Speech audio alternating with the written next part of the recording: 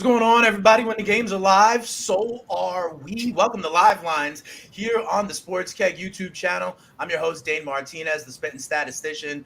We've got your capper's favorite capper, my man, Matt Dickson here. We had good fun last week. We are back to do it again on Wednesday, not Tuesday, because of the July 4th holiday. Hope everybody got their fill, all have 10 fingers. I was telling Matt I was excited to still have 10 fingers after Independence Day. Didn't JPP myself. What's going on with you, Matt? You ready to make some money?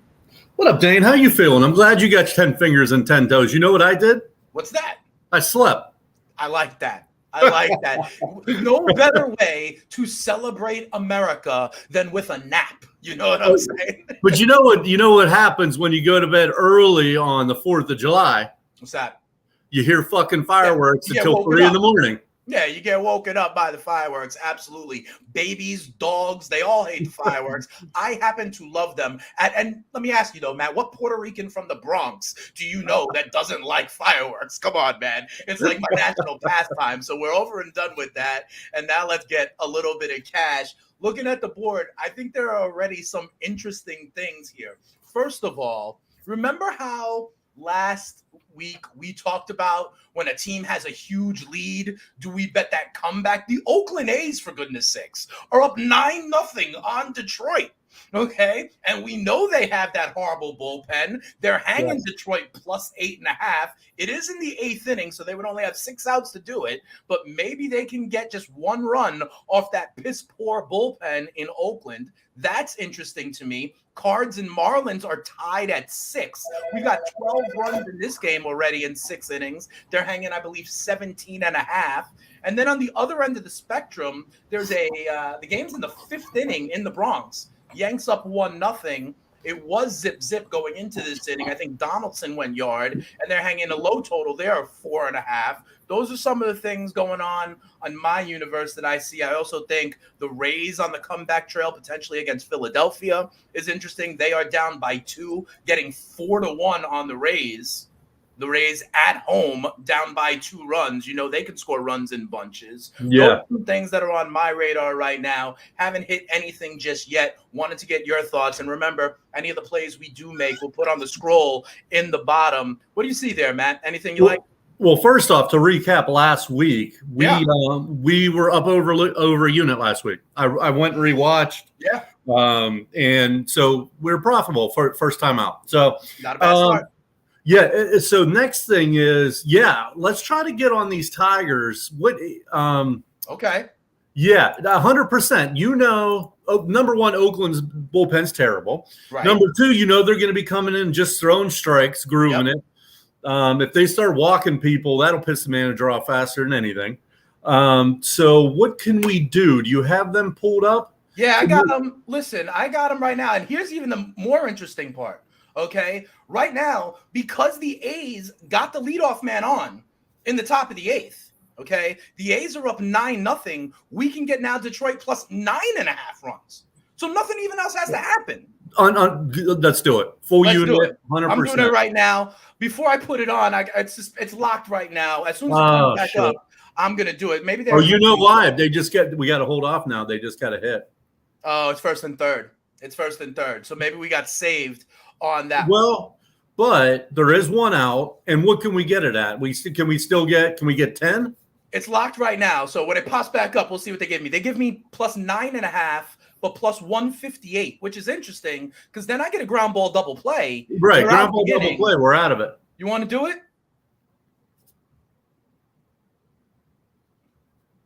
It's plus. Well, plus what? It was plus 158, but they just locked it again. Are you watching it? Yeah. Well, I don't. It's not one of the 3 games I'm watching. I have it on ESPN. Yes, I want that. If we can get that number. Something must have just happened because now it just went up. So something must have just happened. We'll see what happens in this battle because now I'm seeing Detroit plus 11.5. Okay. So whatever it pops up, and we got Kenny in the chat saying it's 10-0 right now. That's all right. We can kick the can down the road if we can get 10.5. Yeah, we got plus 11.5 on FanDuel. We got plus 11.5 on FanDuel. So they think these runs are coming in. It's 12-0. So can we get 12.5? All right, let's look for it. Let's look for it right now. So the guy must have hit a home run to make it 12-0. He did. He cleared the bases to make That's it 10-0. fine. Home run. I don't care because that just puts us at the original premise, right, Matt? Right, where we were. That's the original premise. Can Detroit get one run on the soft underbelly, the last man in the Oakland bullpen? So what we're talking about is literally the worst bullpen in the major leagues. I think their bullpen's pitching to like a 5.7. Oh, they're fucking terrible. Right? If we can get 12.5, we don't even have to score. Right. Right now I'm seeing 11.5 though. So I'm okay. What is it? Plus 146, I see it at. Yeah, plus 146. We got to take that. All right, so let's do that. I'm going to put it up in the banner. And why don't you, Matt, while I'm putting it up there, why don't you tell everybody why we thought about this even coming off of last week, right? Talking about these big, almost blowouts and how that could be an advantage for us because of last man in the bullpen, throwing strikes. What's the concept behind this that we're talking about here? Well, in this particular game, we know Oakland's bullpen is just right. I mean, they're complete dog shit. Yep. And then you couple that with a big lead. And if anyone's followed baseball, you know the middle reliever, number one, isn't good enough to be a starter, isn't good enough to be the closer, or even the hold guy. So furthermore, you're getting him coming in, and you're getting him needing to throw strikes. Basically, at a 12-run lead, he's not getting cued. If he gets cued, he's getting pulled out of the game and reprimanded. So you couple those three things together, and we may even get a position player. That's the other thing. I mentioned that last week. At 12-0, why do you may get a position player? 100%. Absolutely. So Kenny's in the building. Big shout out to him. He was with us all last week saying, let's get it, telling us that there was a home run going to 12-0. Ron also tells us it's 12-0. Untouchable Jay saying what up. Josh saying that you got Coach JB vibes with that cigar right there, Matt. JB. Blowing it down for us. I'm trying to think. Josh, give us the reference there. JB. Got me stumped. What's up, Kenny? What's up, Josh? All right, so we're going to try and make that cash. What about this one? Cards Marlins tied at 6. Cards Marlins tied at 6. And check it out. They're hanging 15.5 as the total, Matt. Now, one of the things that I like about, we got a situation in Yankee Stadium that does not look good. We got like medical staff, emergency medical staff breaking out stretchers. It looks like for someone in the dugout or a fan or a staff member, something like that. The game is paused in the Bronx. So we'll see about that. But yeah, that does not look good. They're wheeling someone into a cart there at Yankee Stadium. So we'll make sure that hopefully everybody is okay there. But getting back to Cards and Marlins here, they're tied at 6. They're hanging 15.5. Okay. Now, for me, it's interesting. We talked about this last time also. The threat of extra innings. I like some of these going over in these close games late, Matt, because the idea of extra innings, a lot of times, you start with the man on second base. The run expectancy of nobody out and a runner on second base is actually 51%. All right, so we get multiple runs in extra innings a lot. What do you think about that one? We're only in the bottom of the 6th. 12 runs on the board already. They're hanging 15.5, and the over is plus 128. What was the total? 15.5. Yeah. Bottom of the 6th. Let's see. You know what, Dane? I like your point. Let's see if we can get to the 7th at 6-6. Let's try to kick the can down the road to the 7th inning. All right, we'll keep our eye on that one because you're right. If nobody scores, if I can get it down to say under 14, that would be great because then 7-7 is a winner. Right. So we'll see. And it's going to fall pretty soon because the under 15.5 is at minus 156. So they are going to change it down from 15.5 to 14.5. Pretty soon.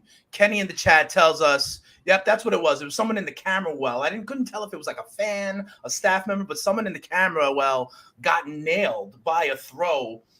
He gave the little, thumbs up as he's getting carted off. But that's why the game is stopped at Yankee Stadium. And that game was moving anyway, Matt. We were in the 5th inning, after only like an hour and a half or an hour and 45 minutes. So we got a delay in the Bronx, 1-0 Yankees in that one. We are getting to the bottom of the 8th here in Detroit. We'll see if Detroit can score a run. All we need is one run out of the Tigers, and we're okay in that one. We probably could have done a half unit. Probably could have done a half unit on that, but hopefully we'll get a big score because it was plus 140 something. I think we got 145. Yep. So we'll look at that one. What else we got on the board here? Yeah. Well, what do you think about the Philly game? Right now, they're not going to put in their. I don't know if they'll put in their whole guy in their closer. Not with a 4-run lead. First of all, Taijuan Walker is still in. I think Taijuan Walker is still in for Philly. Let me see. Yeah, he's only given up 5 hits. But how many pitches has he thrown is the question. Yeah, I mean he has 4 walks. I don't have that right in front of me, but probably quite a bit. Same kind of theory here. Let me see how many pitches he has. Tampa Bay plus 3.5 at plus money. He's at 90 pitches, so they're going to pull him soon.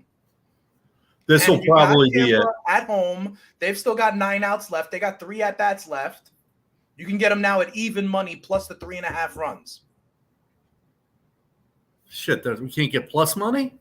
It was plus money, but it just fell. It just fell because Tampa may be getting the leadoff man on here. Tampa may get the leadoff man on in the bottom of the 7th, and that base runner is going to be worth a bunch. Right now, I see it at plus 108. So plus 108. So we got 9 outs. 9 outs. It's 3 ball, 1 strike count. I don't know. What do you leadoff man? What do you think? I like Tampa. I like Tampa's offense. Hell yeah! And with the same theory, now by the way, it's minus 125. So that guy must have gotten on. So that guy did get on. The leadoff man got on in Tampa. So now what was like plus 105, plus 110 goes to minus 125. I'm not going to do it at minus 125. The question is, would you put a sprinkle on the Rays to come all the way back at almost 8 or 9 to 1?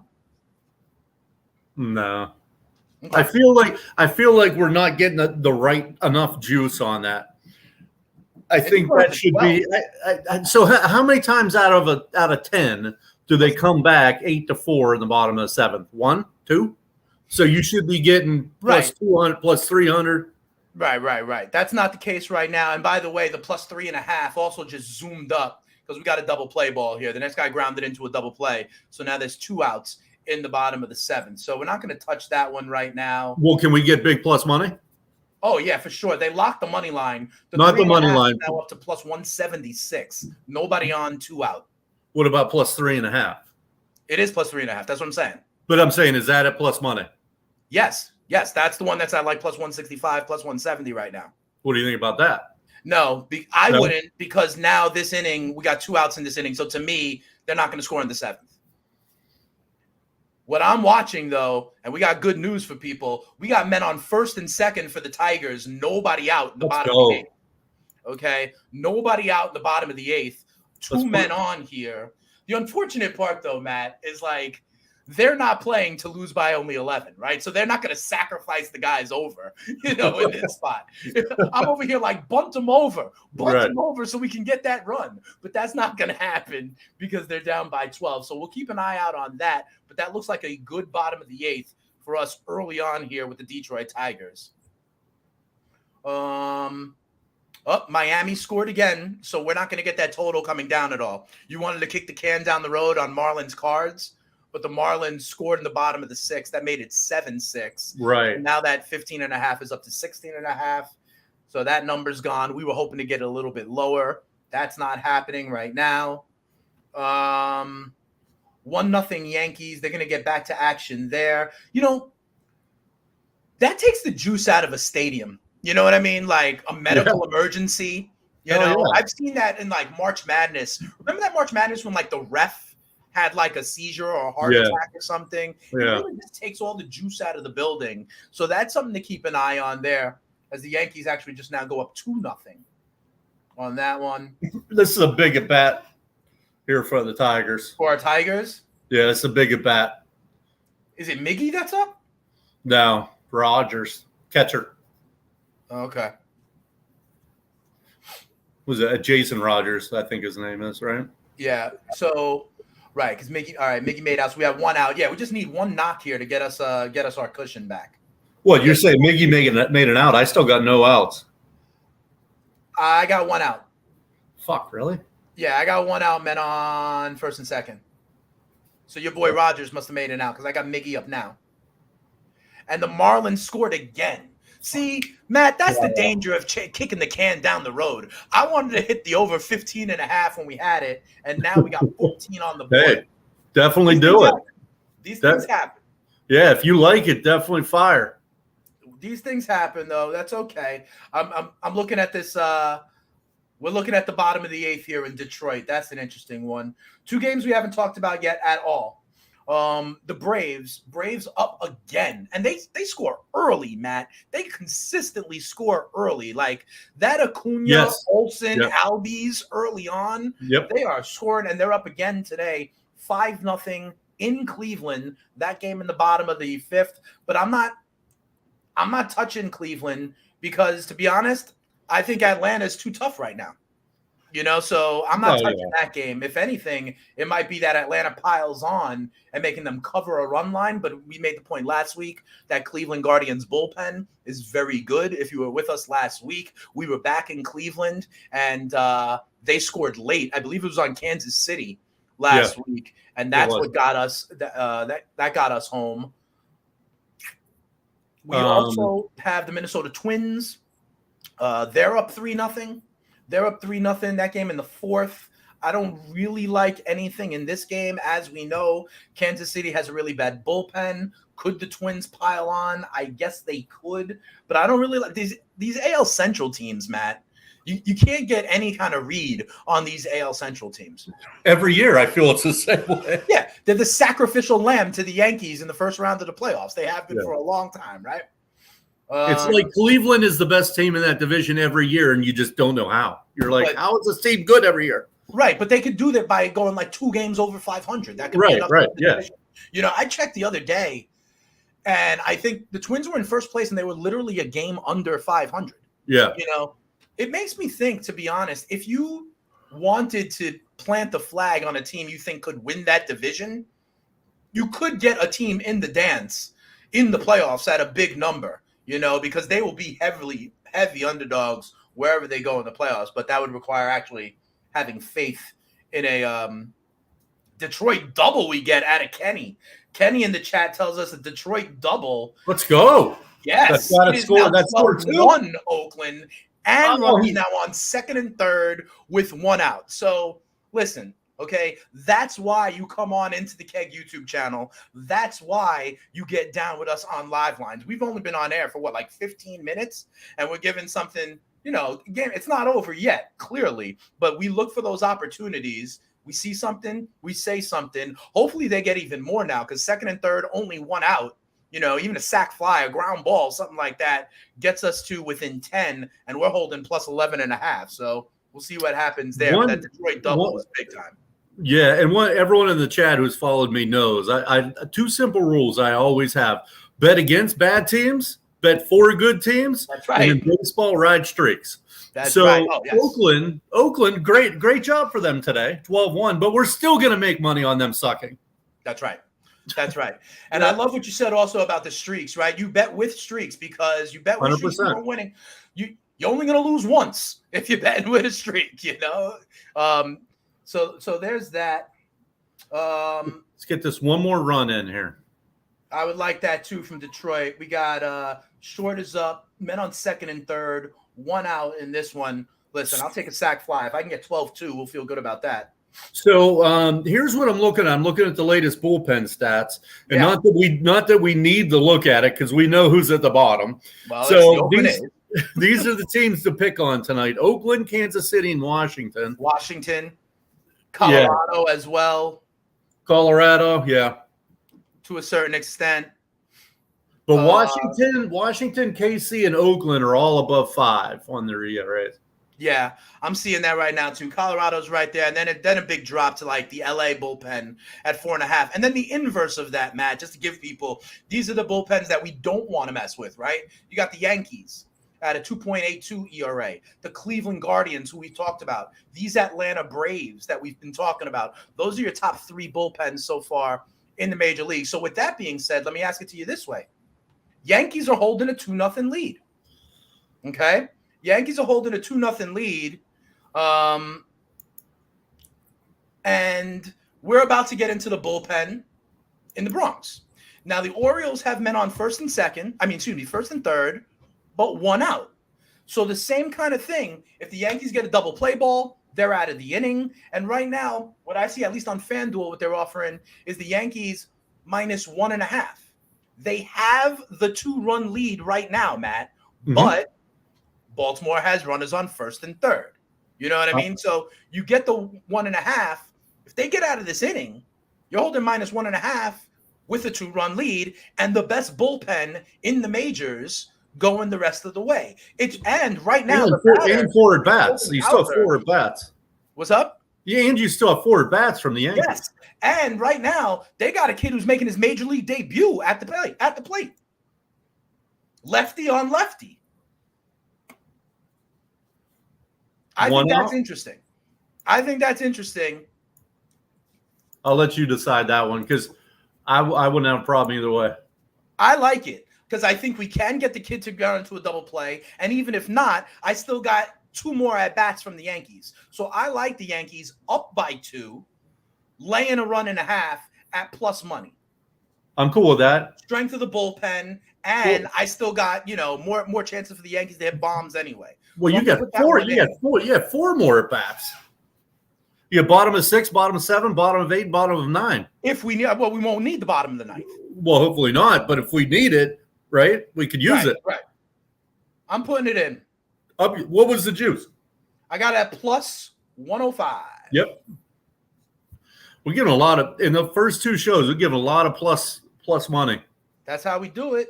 That's how we do it here on Live Lines. 2-0. Bases loaded for Detroit, right? Yeah. They set up the double play ball because it was second and third. I wonder if they intentionally walked them or not. I got a 1-2 count. The guy got a base hit. So the Yankees are now up by 1. Okay. That's all right. Like I said, we may need that last at bat. I'm not mad at it, though. Bases loaded now for the Tigers. Bases loaded for the Tigers. This is a big spot here. 1 out still. They got the 1 run. And now bases loaded for them. Anything but a double play ball here. And we get an extra run here. I'll take an error. I'll take a hit by pitch. I'll take a walk. Anything. Give me how about a balk? Give me a pitch clock that runs out for a walk or something. We'll take that one too. I'll take a balk. Yeah, sure. All of the above. All of the above work. Kenny in the chat is asking, any thoughts on Boston and Texas? I was going to talk about that one. Texas is climbing back here. What do you think here, Matt? We got the Red Sox up 4-2. Bottom of the 6th in Fenway. Runner on third, 1 out. So that might climb to a 5-2 lead, and they're hanging the 2.5 right now. Give me a second here. Yep. I had some pregame stuff on that. Oh, by the way, before we forget, did that Padres game start? It's about to. Oh, yes. Did you put it at the bottom -1? The Padres -1, -1. Yep. Oh, and if you think about that Pirates one too. We still got time for the Pirates. Okay. We still got an hour until first pitch in Chavez Ravine. But my man Matt does like the Padres today, -1, -125. That game is getting going right now. Sandoval on the hill for the Angels. The Angels have just been eviscerated by injuries. Ohtani with his blister, Trout with the wrist bone, and the wrist on a swing like that. I saw Joey Bats one year miss like half the season with that kind of wrist injury. So we'll see about Trout. And we were talking before, Matt, before we went on. I think it's interesting because the Angels were like flirting with being competitive and potentially being buyers. And, Artie Moreno will make that move. And I thought they were going to try to buy, especially to maybe try to keep Ohtani, in the fold, maybe make a run with them, maybe as almost a recruiting ploy.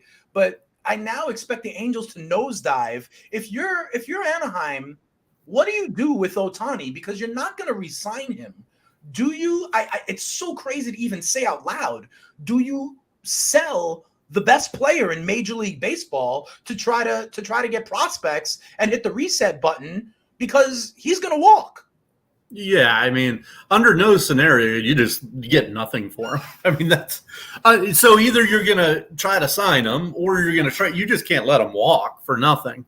They So try as much as they like to sign him, though, Matt. He's now realizing that these Angels are not, they're not a competitive team. They're not a year in, year out playoff team. And if he hits the open market, he's not going to sign with the Angels. It's not like he's giving them a hometown discount. right, He's going to go. yeah. We all know who the names are. He's going to go to either the Dodgers, he'll go to the Yeah. Padres, he'll go to the Mets, the Yankees, big market, big name teams. That's where he would go.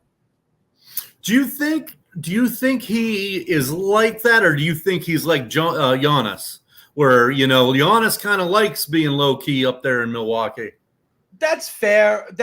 Yes, but I think that there's so much opportunity for this kid to be in a big media market. No, I think he would. I think he would go for the bright lights and the big city. I think the Giants could be interesting as well. Listen, the Giants were in on Judge, right? The Giants were trying to make plays for Correa, for example. So that could be interesting as well. But here's the point I wanted to make about it, and we were talking about this before. Right now, Ohtani is a ridiculous favorite to win the American League MVP. As well he should, okay? But if he gets traded in the trading deadline to a team in the National League, he ain't going to win the American League MVP, Matt. You know what I mean? And after Ohtani, we're talking about names like Seager and Simeon and Randy Arozarena and Wander Franco and anybody else on Tampa. And those guys are like 30, 35 to 1. What do you expect would happen to the American League MVP market if Ohtani gets traded to the National League, which, as the Angels nosedive and as Rendon and Trout and everybody else is hurt, becomes a bigger and bigger possibility for the next month? Yeah, I mean, those guys that are plus 33 go down to plus 16, plus 15. Right. So, I wouldn't have a problem throwing 100 on those top three, all three of them, because 100 now pays you 3,300. Yeah. It's a play on, yes, Ohtani will get traded, right? That's basically what it is. But don't you think that's at least 50-50 or?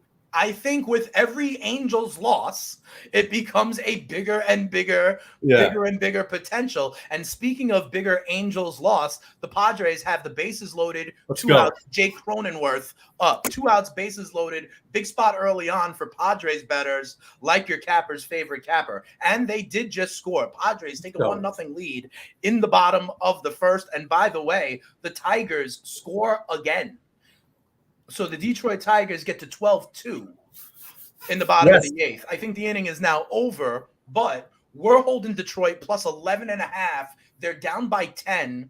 So we even have a cushion of a run for Oakland in their top of the 9th. 3 outs, and we go home a winner with our first play of the night here on Live Lines. But you're getting a middle reliever here. We are. Yes, that we are.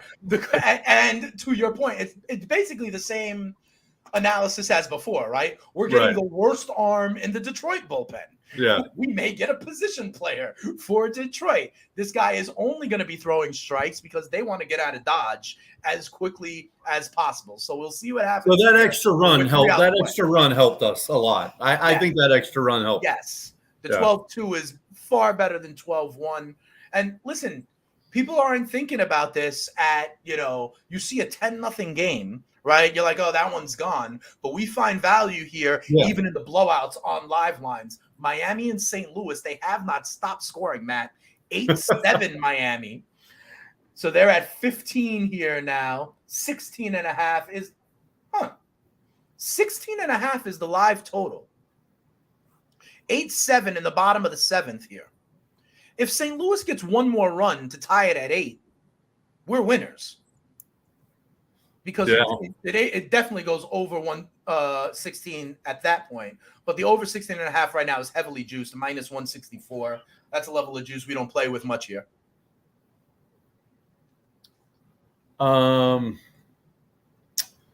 do we like in the – can we get 4.5 in the Phillies game? No, I'm sure we can't. We get 4.5. Tampa 4.5. 3.5. No, it's 3.5 because Tampa also has a man on first. So I don't think we're going to get that. You get plus money for the 3.5, though. Oh, the Orioles put up 4. They did. I didn't see that. I just saw that now. We had a pitching change. King is in now. They got out of the inning, but yeah, the Orioles rallied there, so that's no good. Oof. Ryan wants to know, and this is what I was asking you before with Tampa. Forget the plus 3.5 on the run line. What about 12-1? Pretty much better than 12-1 on the money line for them to come all the way back. They've only got 5 outs left, though.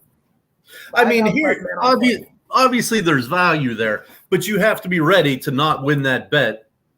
Of course, 13 straight times. Or right, 10 12-1 assumes what, like a 7% chance? 8. 8. All right. So, I mean, it's fine to take a swing, but you do it with about a tenth of a unit or something like that. Right. Yeah. You know. Kenny wants to know if we have any thoughts on Seattle and San Fran. They're getting going. First pitch in a few minutes there. Tommy Malone on the hill against Cobb in San Francisco. San Fran minus 174 favorites. 8.5 is the total. No, I want to see it play out a little bit. Yeah. 100%. I want to see it play out a little bit. To be quite honest, we're here on live lines outside of our Pittsburgh Pirates that we know we're going to get some thoughts from Matt later. We're gonna let some of these develop. All right. So Kenny, let's wait a little bit, see what happens early in San Fran. 2 outs. We've got 2 outs in Detroit, though. We've got 2 outs in Detroit, nobody on. So that looks good. What was that? Was that another plus? Plus, we got that at plus. I could tell you because I could just look at my bets. Yeah, we got Detroit plus 11.5 at plus 150. Let's go. Plus 150. And although 1 out away. Not over yet. 1 and 2 count as well. So we're 1 pitch away from cashing that first official bet. And you see our official bets there are on the scroll. So far, we got Detroit plus 11.5 when they were down 12-0. They come back to 12-2 so far. You didn't get that Padres up there, though, right?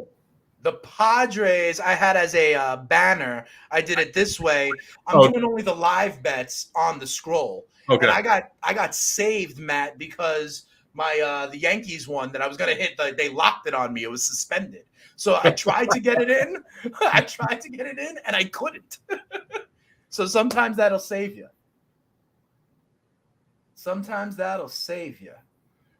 We got 2 outs in the bottom of the 9th there, or top of the 9th in Detroit. That's a big one. What about, I've been asking you about the total of Cardinals Marlins. Yeah. What about just the Cards to come back? It's a 1-run game. It's a 1-run game, and I'm seeing St. Louis money line plus 260. 1-run game. And in fairness, it's going to be what? It's going to be 2 more at bats to 1 more at bats. Yep. Miami, I think they're middle of the road on their bullpen. Bullpen-wise? Yeah. They are middle of the pack. I got a bullpen ERA of 4.06. What I don't know, and we'd love it if people can help us out with this, if you happen to know, I don't know who's rested, who's available in that pen. Yeah, neither do I. I didn't look at that this morning. What can we get? We're done in Detroit, by the way. Let's go. Lock it up. What about plus 1.5 with the Cardinals? Is it huge? But is it? But is it 150? Minus 150? Plus a 1.5 for St. Louis? Yeah. I'm looking at minus 460. Why so much? They're a run down. Miami's still hitting in the bottom of the 7th. That would be my guess. Now it goes to the top of the 8th. I figured it would definitely be juice, but I don't know. Because also you have Miami. Miami's the home team, right? Right. Yeah. Yeah, but they get the 1-run. Yeah. So what is it for Miami? Minus now 500. So I guess what it is they basically at this point they believe Miami's going to win by 1 run. Right. I mean, yeah. I, That's a lot of juice. It is a lot of juice. It's too much juice for me to bet, in fact. Oh, of course. 100%. By the way, Padres finished with 1 run in that inning. We're in the top of the second now. Okay. Seth Lugo on the hill for the Padres. We are starting in San Francisco. Oh, Kenny's telling us Miami bullpen well rested. They even threw a position player to finish it up last night. So the Miami pen is in good shape. They've got the 1-run lead. We're gonna see their A relievers here with a 1-run lead trying to lock it up. That should be some of the rationale for your minus 480 that I see right now. So we're in good shape here. We're going to the bottom of the 9th in Detroit. We're down 10, but we're getting 11.5 runs.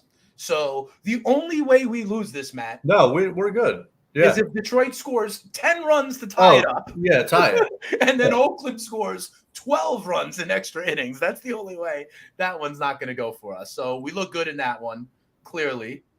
Tampa has not done anything in the way of comeback on Philadelphia. So that game is still 8-4. I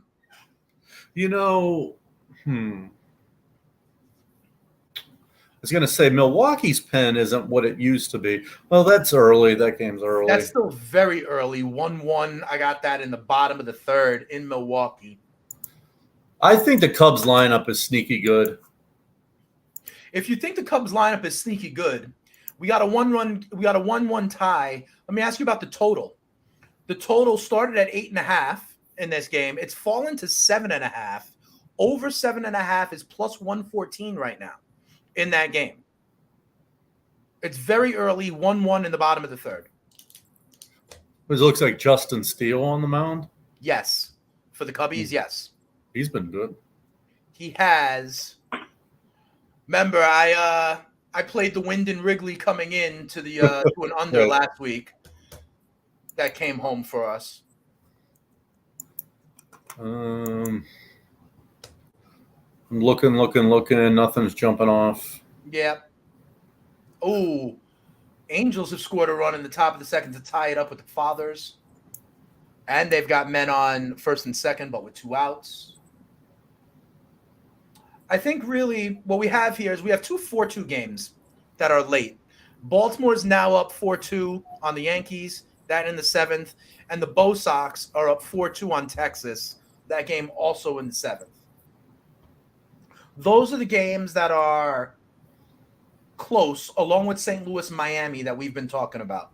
So Miami with that rested bullpen, thanks to Kenny for giving us the update on the Marlins pen.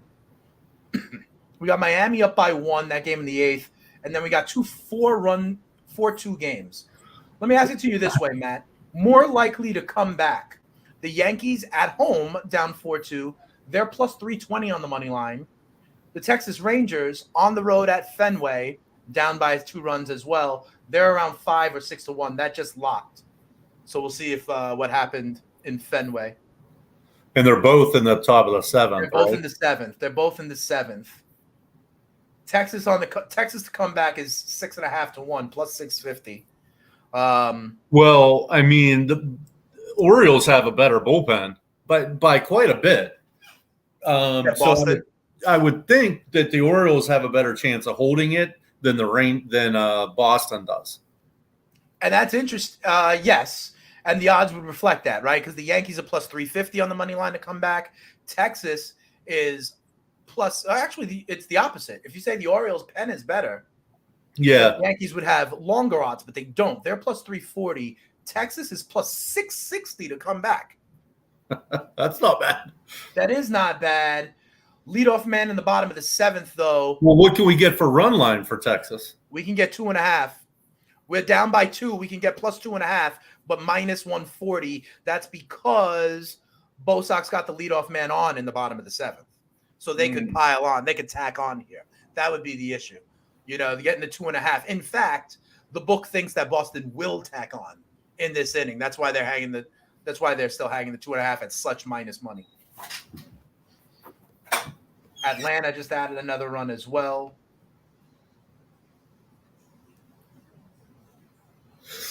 Yeah, I can't really form an opinion on that. No, I'm with you. What do you think about the Reds?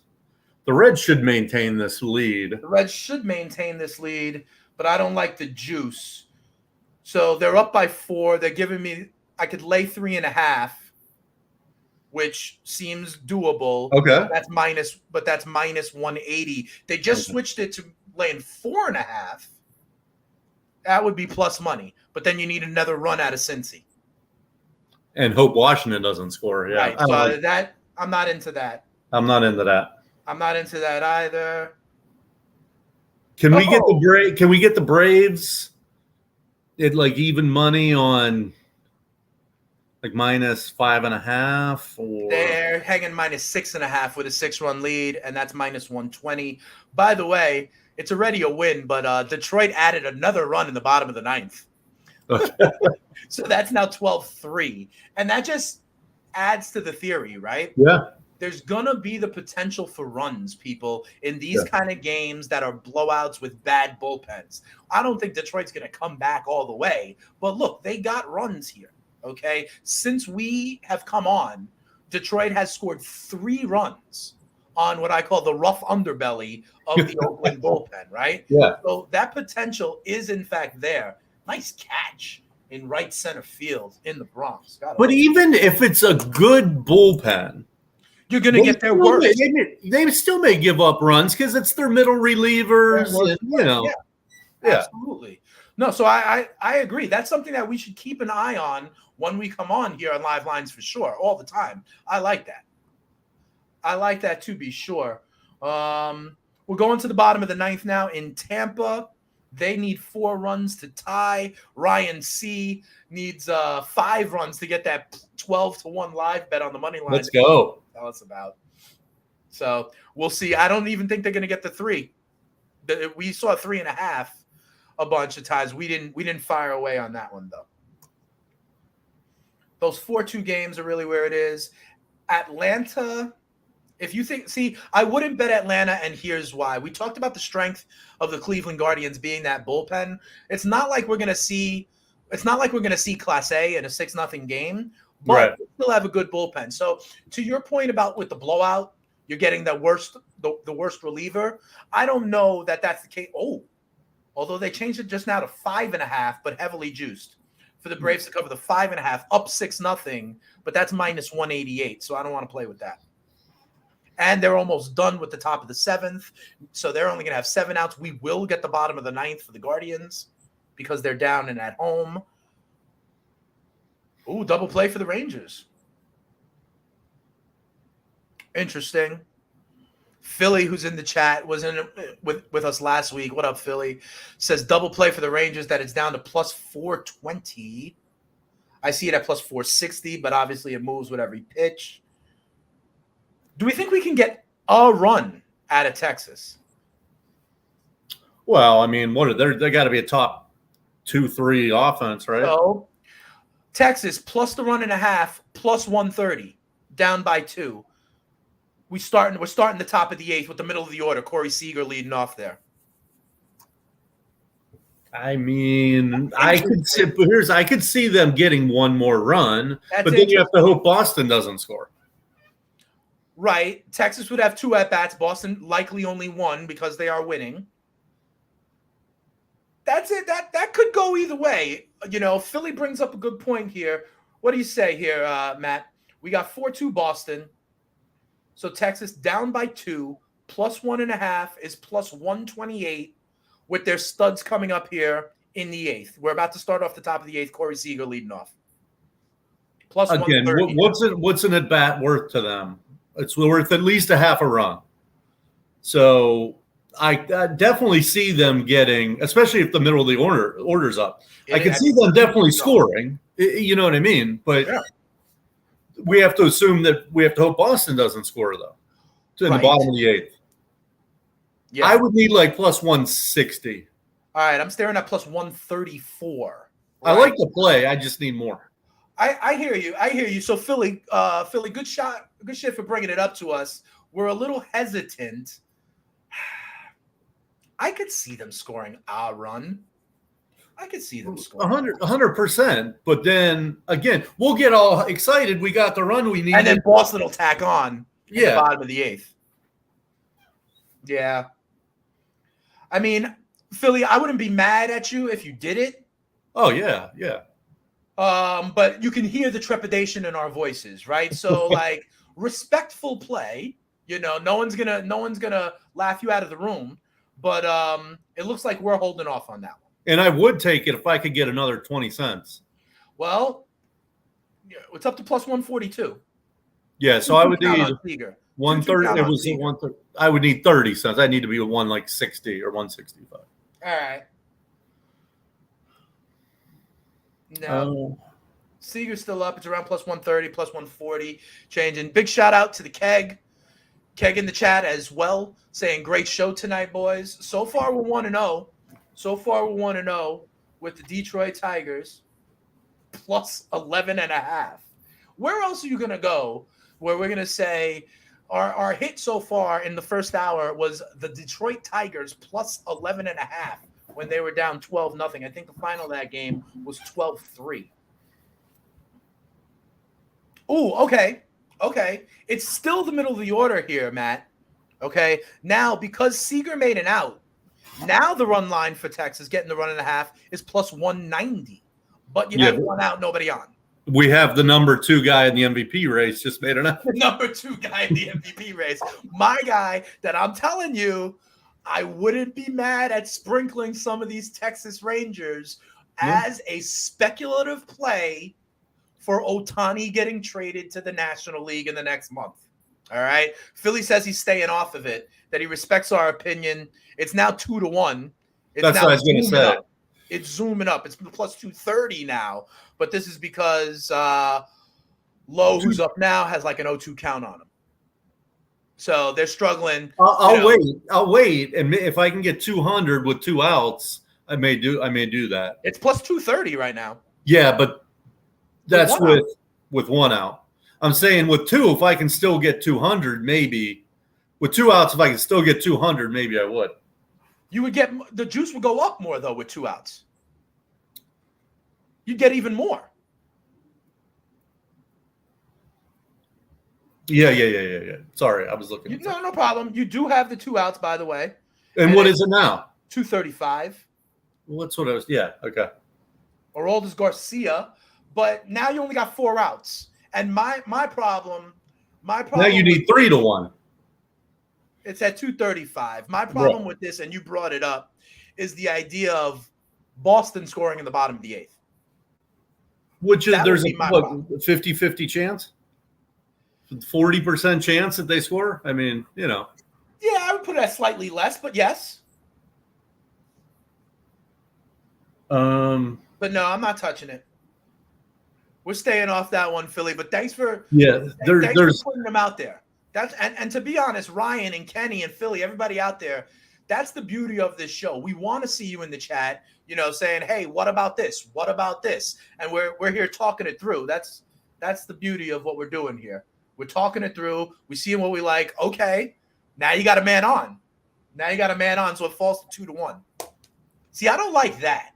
I don't like that it falls to only 2-1 with the one man getting on. Like, yes, a double in the gap would give us that run that we need, but we still got to worry about Boston in the bottom of the 8th. So I'm not touching that. Still 6-0 Atlanta. Still 3-0 Minnesota. Angels and Padres tied at 1. Cubs and Brewers tied at 1. Those games are early. Nothing going on in San Francisco just yet. So Toronto's in a rain delay. I wanted to ask you, Mets and Diamondbacks coming up, Matt, in about 20 minutes or so. Ironically, the Diamondbacks and the Mets, both of them, they don't strike out much. Matt, as teams, as offenses. I think both of them top 5 in the league in terms of fewest strikeouts. And I was seeing the Senga K prop. Now, he's been nasty with that ghost forkball. He really has. And I mean, he's had like 6 or more strikeouts, I think, in 7 of his last 8 starts. Okay. Right. The one that he didn't, he only went like 2 1/3 innings when Right. he got knocked around. When you see something like that, do you lean towards the hot pitcher getting the strikeouts or him facing a team that he hasn't faced before that makes a lot of contact? That first time around, do you lean towards the pitcher or lean towards the hitters? Well, I look at, batter versus pitcher stats all day. I love those. But that there isn't much against Senga. Which is exactly to my point. I think that's a huge advantage for the pitcher. Yep. Huge advantage. If you haven't seen that forkball, you're kind of fucked. You know what I mean? So just tentatively, that's the way I would look. You know what I mean? Yep. So we'll look at that one. We'll keep an eye out on that one. The only problem is when I saw it, it was like minus 155 for him to go over his strikeout number. So, we'll see. We'll see about that one. What was it at? What was the number? 5.5. So maybe it'll go to 6.5, and we could get down to one. If it goes, right. If you play the alternate, you could play the alternate. Ladder him a little bit. Yeah. And then say you get 7+. You would need 7+ for it to be some plus money for us. Cincy tacking on. They're now up 7-1. Bases loaded, 2 outs in the nation's capital. That game, Miami and St. Louis, still 8-7. That game in the bottom of the 8th. Cardinals 5-1 to come back. But as we heard from our guys in the chat, Miami's got their prime bullpen. Yeah, these games are getting late quick. Yeah, they are. Getting late early. So now I think what we got to do is look at kind of that middle wave in the Central. You know what I mean? We got a game. We got a game in Milwaukee. That's 1-1 still, Cubbies and Brewers. And you know what? I might fire here. Cubs Brewers 1-1. Matt. Live total 6.5. As we know, the 5th and the 6th innings, which is where we're approaching, that's where the most runs are scored in Major League Baseball. Yeah. 3rd time through the order, about to get to the bullpen, right? You still have Steele and Hauser in. I'd be intrigued. The other thing I always like is when it's on that even number, because when you get the tie, you get it over, right? Yeah. So right now we got a 1-1 game, 6.5. I'm intrigued by over 6.5 in this 1-1 game in the 5th. We're just about to get to the 3rd time through the order.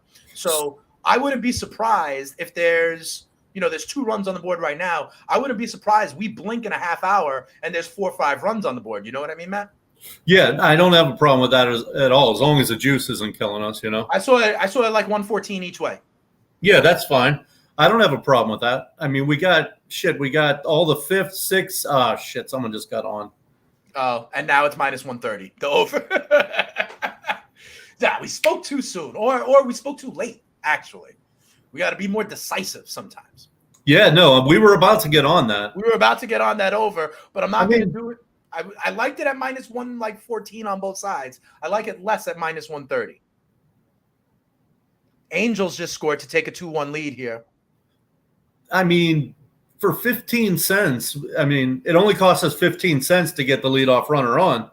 I'm still cool with it. It's up to you. It's up to you. All right, let's do it. Let's have some fun. I don't have a problem with that because it costs us 15 cents to get the leadoff runner on. Shit, that's not bad. That is not bad at all. All right. And then, it gives us something to root for here for the next hour or so. Where are these bullpens? They're bottom, not half, but they're not bottom tier. They're middle bottom. They're middle of the pack, yeah. Yeah, a little towards the bottom, but yeah, both over 4 in terms of their ERA. All right, let's do it.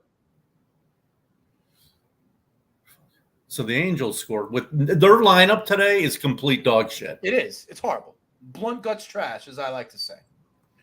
So we're going to put this in. We're going over 6.5 Cubbies Brewers.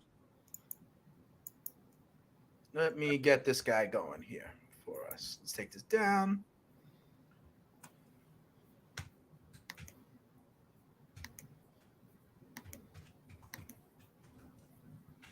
And we did that when it was 1-1 in the 5th. 1 ball, 2 strikes. I got a Nico Horner. Yep. All right. So we cashed already on the Detroit Tigers. Now we're on the over. All we need is a 3-3 tie. All we need is a 3-3 tie in Milwaukee. And we'll be good to go there. With Seattle and San Fran, they're scoreless. That started, and here's what I think is great, Matt. Seattle San Fran opened 8.5 was the total, or what it closed at. Okay, we're in the top of the second, and it's down to 6.5 already. Scoreless in the top of the second.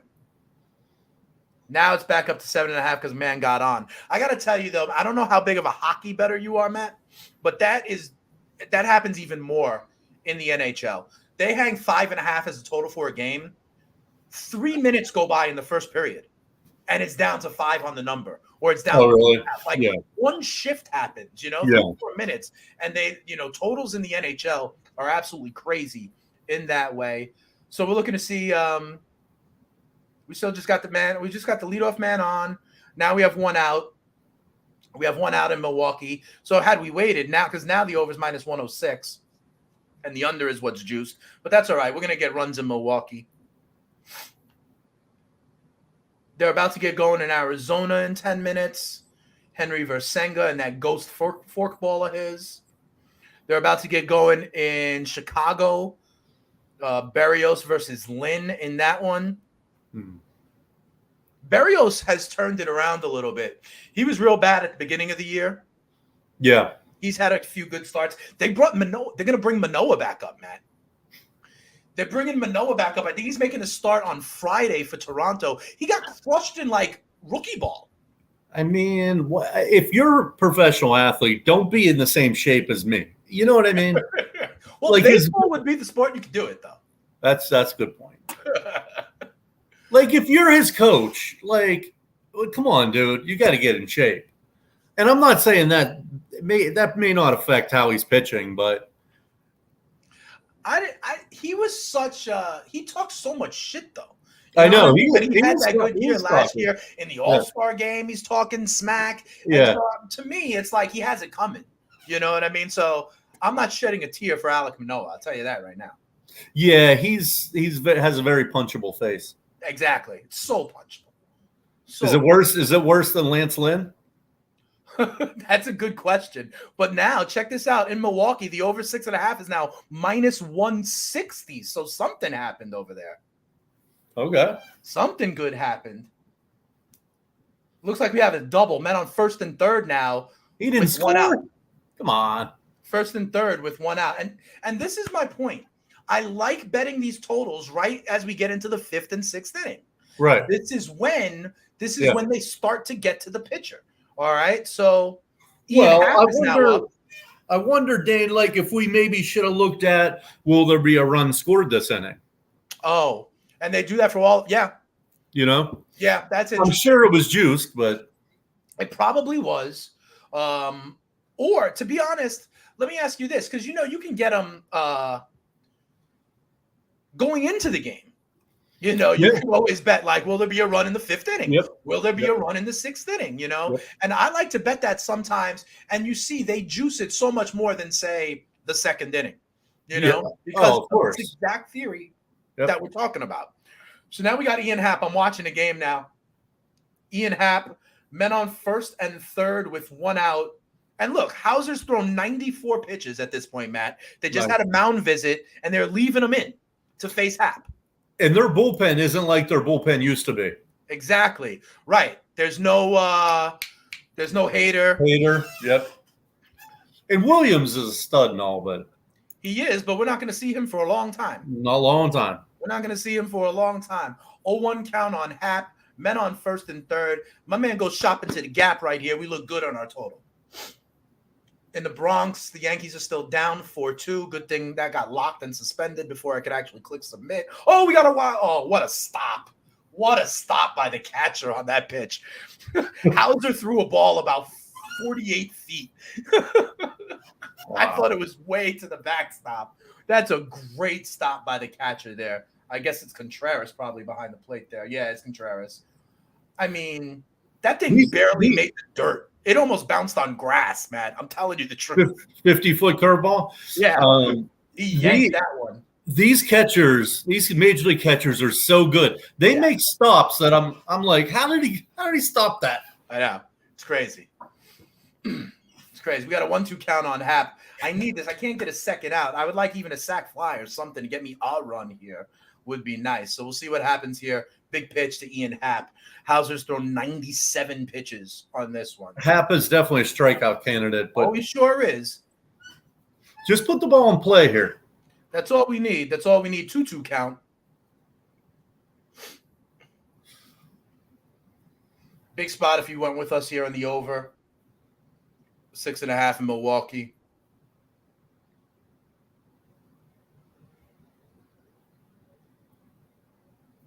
Full count now.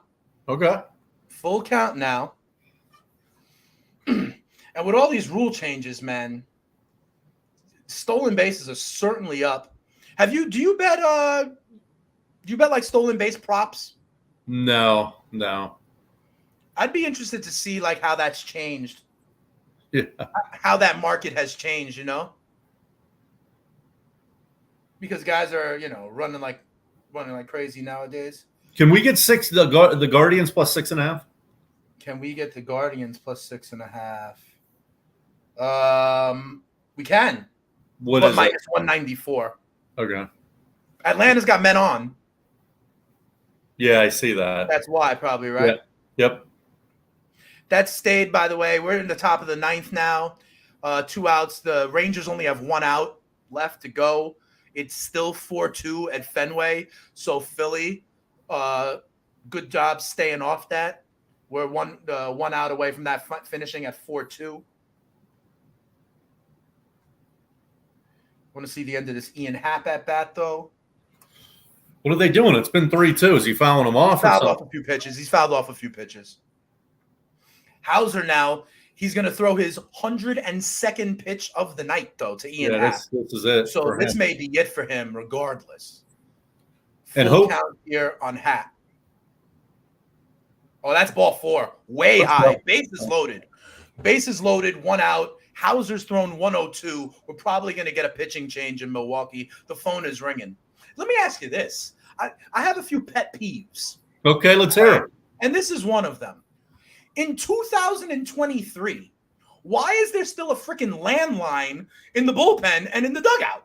What is this? It's like a freaking bat phone to call the bullpen. Oh shit! I never thought of that. Forms of communication here. It's like freaking smoke signals they're shooting up at this point, Matt. You're like, where else do you find a freaking landline? I heard it's in your hood there. I think what was it last year? They removed the last payphone. They hauled it away on a big truck. Yeah. It's true. It's very hard to find a payphone. By the way, Hauser's still in for Dansby Swanson here. I'll take that. Dansby's going to get this in. Oh, even Fungool. Double play ball. Dansby hit into a double play. Double play ball. Double play. Hauser on his 104th pitch of the night. Not that he's a ground ball double play. Not that he's a speedster. That's no good. Oh, yeah. Beat him by half a step. Beat him by half a step. They go to the bottom of the 5th in Milwaukee. That's all right. Hauser's going to be out. Selly, what happened? Did someone blow a call? What kind of call? Where at? He's saying, where at, Selly? He's left 7 on base today. Holy shit. Well, he just left 3 on base. I'll tell you that. Oof. He must have come up with he's 0 for 3, so he must have come up with the bases loaded twice. He's come up with men in scoring position every at bat. To be honest, that means they were threatened, but now we're going to get to that Milwaukee bullpen. We'll see. I don't care. I just want offense. Yeah, we should have got something there. But Padres scored. And that ball was low. You're right, Anthony. That pitch was low that Swanson swung at. Ground ball. Third baseman made a nice play having to go into the hole. I thought it was going in the hole. When it was off the bat, when it was off the bat before they like changed camera angles, I was like, oh, that's a ground ball single to the left side. But third baseman made a nice play on it, and they turned 2. What's up, man? Half a set. Your Padres have scored to Yeah. tie that game up at 2. So that's not bad. Oh, Volpe goes yard. And the Yankees are coming on back here. Solo home run from Anthony Volpe. Dude, I saw he was hitting like 190. He was. Right? He was. He's a little bit better. He's pulled it up a little bit. But, Kenny telling us, yep, the St. Louis Cardinals hit a 2-run shot. They take a 9-8 lead in Miami. So that does a lot of things here. First of all, we saw St. Louis at 5-1 on the money line. We didn't do it because we were talking how Miami had their best arms available tonight. And 9-8 now is 17 runs in that game. We've been talking about the total in this game 12, 15. for a while. We didn't actually hit it. Yeah. But we were talking about that total a lot. And now at 17, you got over, if you saw it at 15.5 or 16.5, that's where it was for most of the game, going back and forth. We toyed with the idea of going over that one. If you hit that one, you're a winner, as the Cardinals are up now 9-8. I wonder if they'll bring in Jordan away from Miami. Oh, sorry, Dane. No, you're fine. I wonder if they're bringing in Jordan Hicks. What can you get the Marlins plus 250? No way. No, the run line is locked. The run line is locked right now. All you can get is the money line. We'll see what happens. It is Jordan Hicks in to try and close it out for the Cards. So what's the money line? I'll let you know when it comes back up. It's locked. Oh, okay. Cincy tacking on. Yankees just get it to within 1. They're 225 on the money line. Braves Guardians stays 6-0. That game finished in Boston. So I think that finished 4-2. So good thing, Philly, that you stayed away on that one. Leadoff man on for the Brewers. Maybe they can get some runs. Steele is still in there. He's probably got to be at a ton of pitches as well. I'm confident we're going to get runs in the middle innings as they. I mean, Hauser's definitely going to be gone next inning. He threw 103, 104 pitches. We'll see what Steele is at here. I'll try and check that actually. See how many pitches he's thrown. Steele's wow. Steele's only thrown 62 pitches so far. Yeah. So he's got room still to go. But let's see if they can still touch him up. Angels Padres tied at 2. I hate when these sports books they time you out. It's so annoying. I know. So annoying. And the thing is, we're watching it like I'm watching it on streaming things. So we're 30 seconds behind regardless. So they know, they lock it. It's always going to happen that way.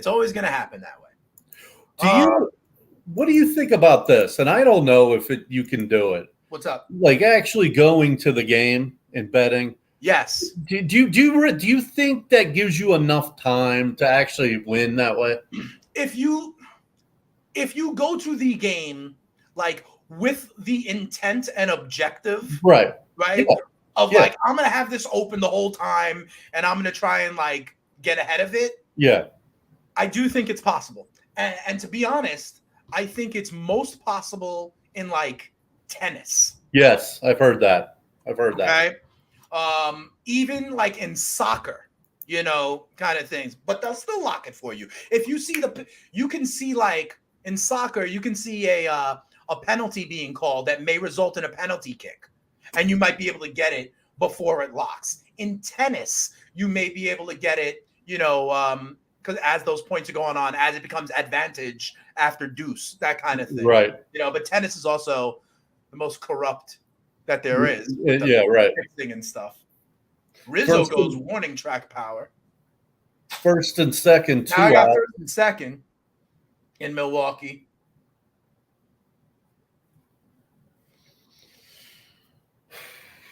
So check this one out. I was telling you about Mariners Giants, right? Closed at 8.5.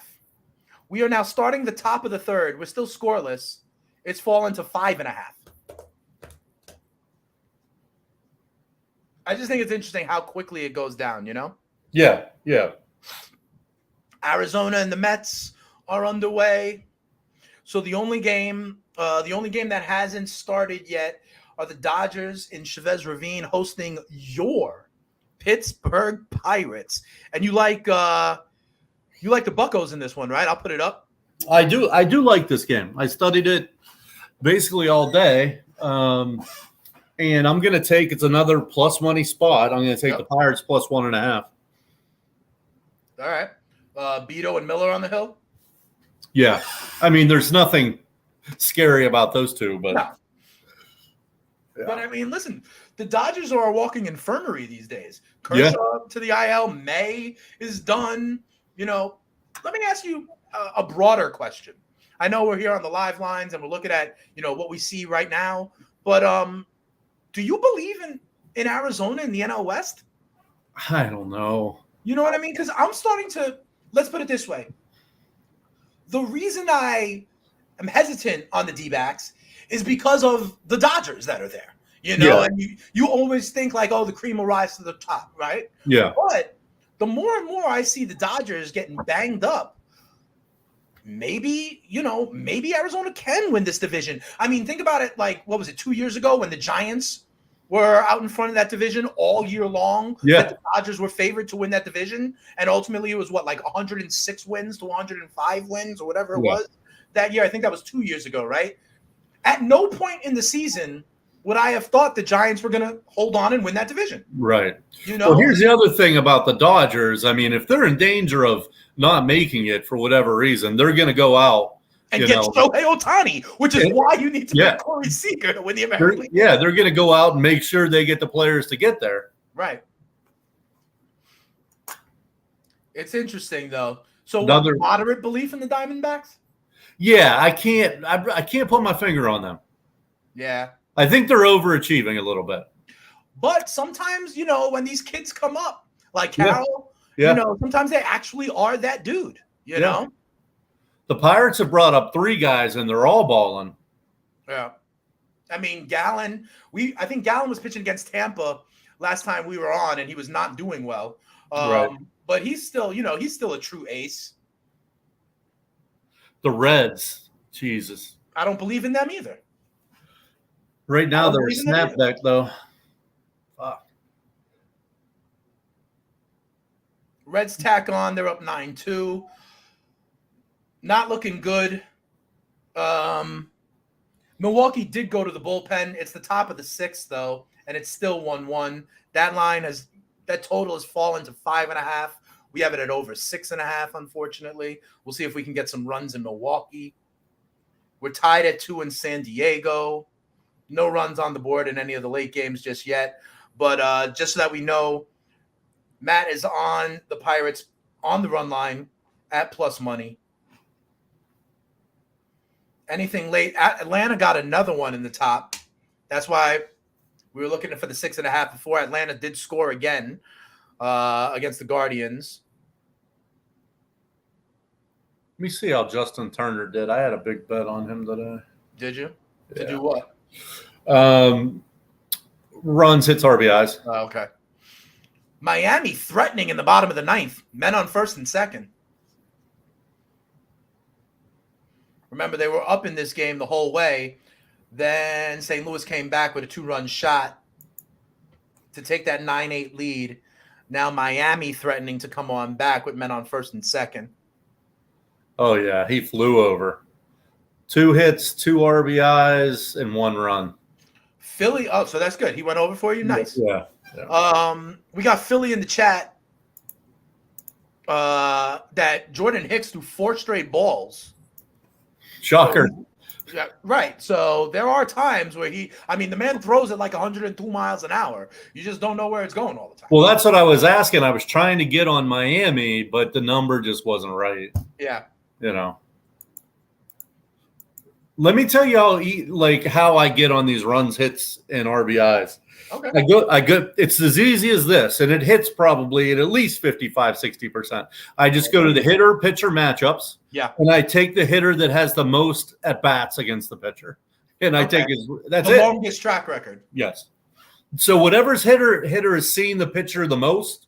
Right. I don't even give a shit if he's hit 200 because it's good. It's gonna eventually get to the median. You know what I mean? Right. And we talked about this with Senga in the inverse. Yeah. Right? Yeah. We talked about this, how none of these guys have seen Senga. Heavy advantage towards the pitcher. Now, 100%. over time, you see a guy in your division for 4 years or whatever it is. Even if you're not hitting well against him, once you see him enough, knows how he likes to try to get you out, knows what the slider does, whatever the case may be, you get a little bit better. So you just look for whoever has the most at-bats. The most at-bats, and you like them to have a good game that time around against that pitcher. Yeah, 100%.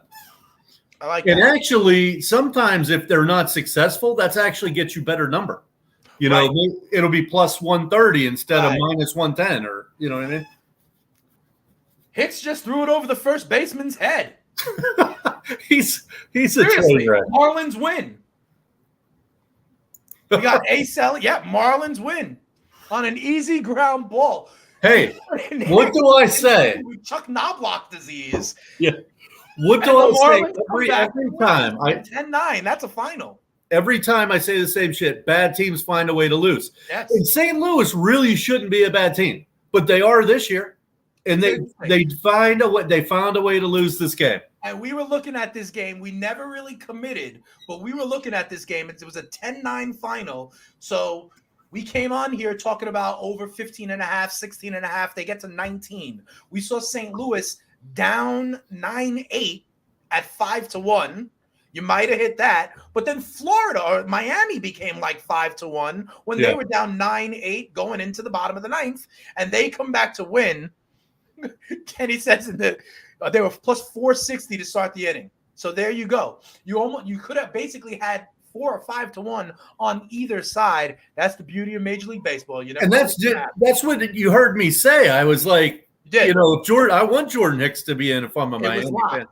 Yeah, in an inning changeover, it was Miami got the 2 runs here, and looks like Jordan Hicks helped them out. Philly said they were plus 460 when it popped up on FanDuel. So we at least alerted you to that game, although we didn't actually put it in. We didn't catch it in time. Did that just happen?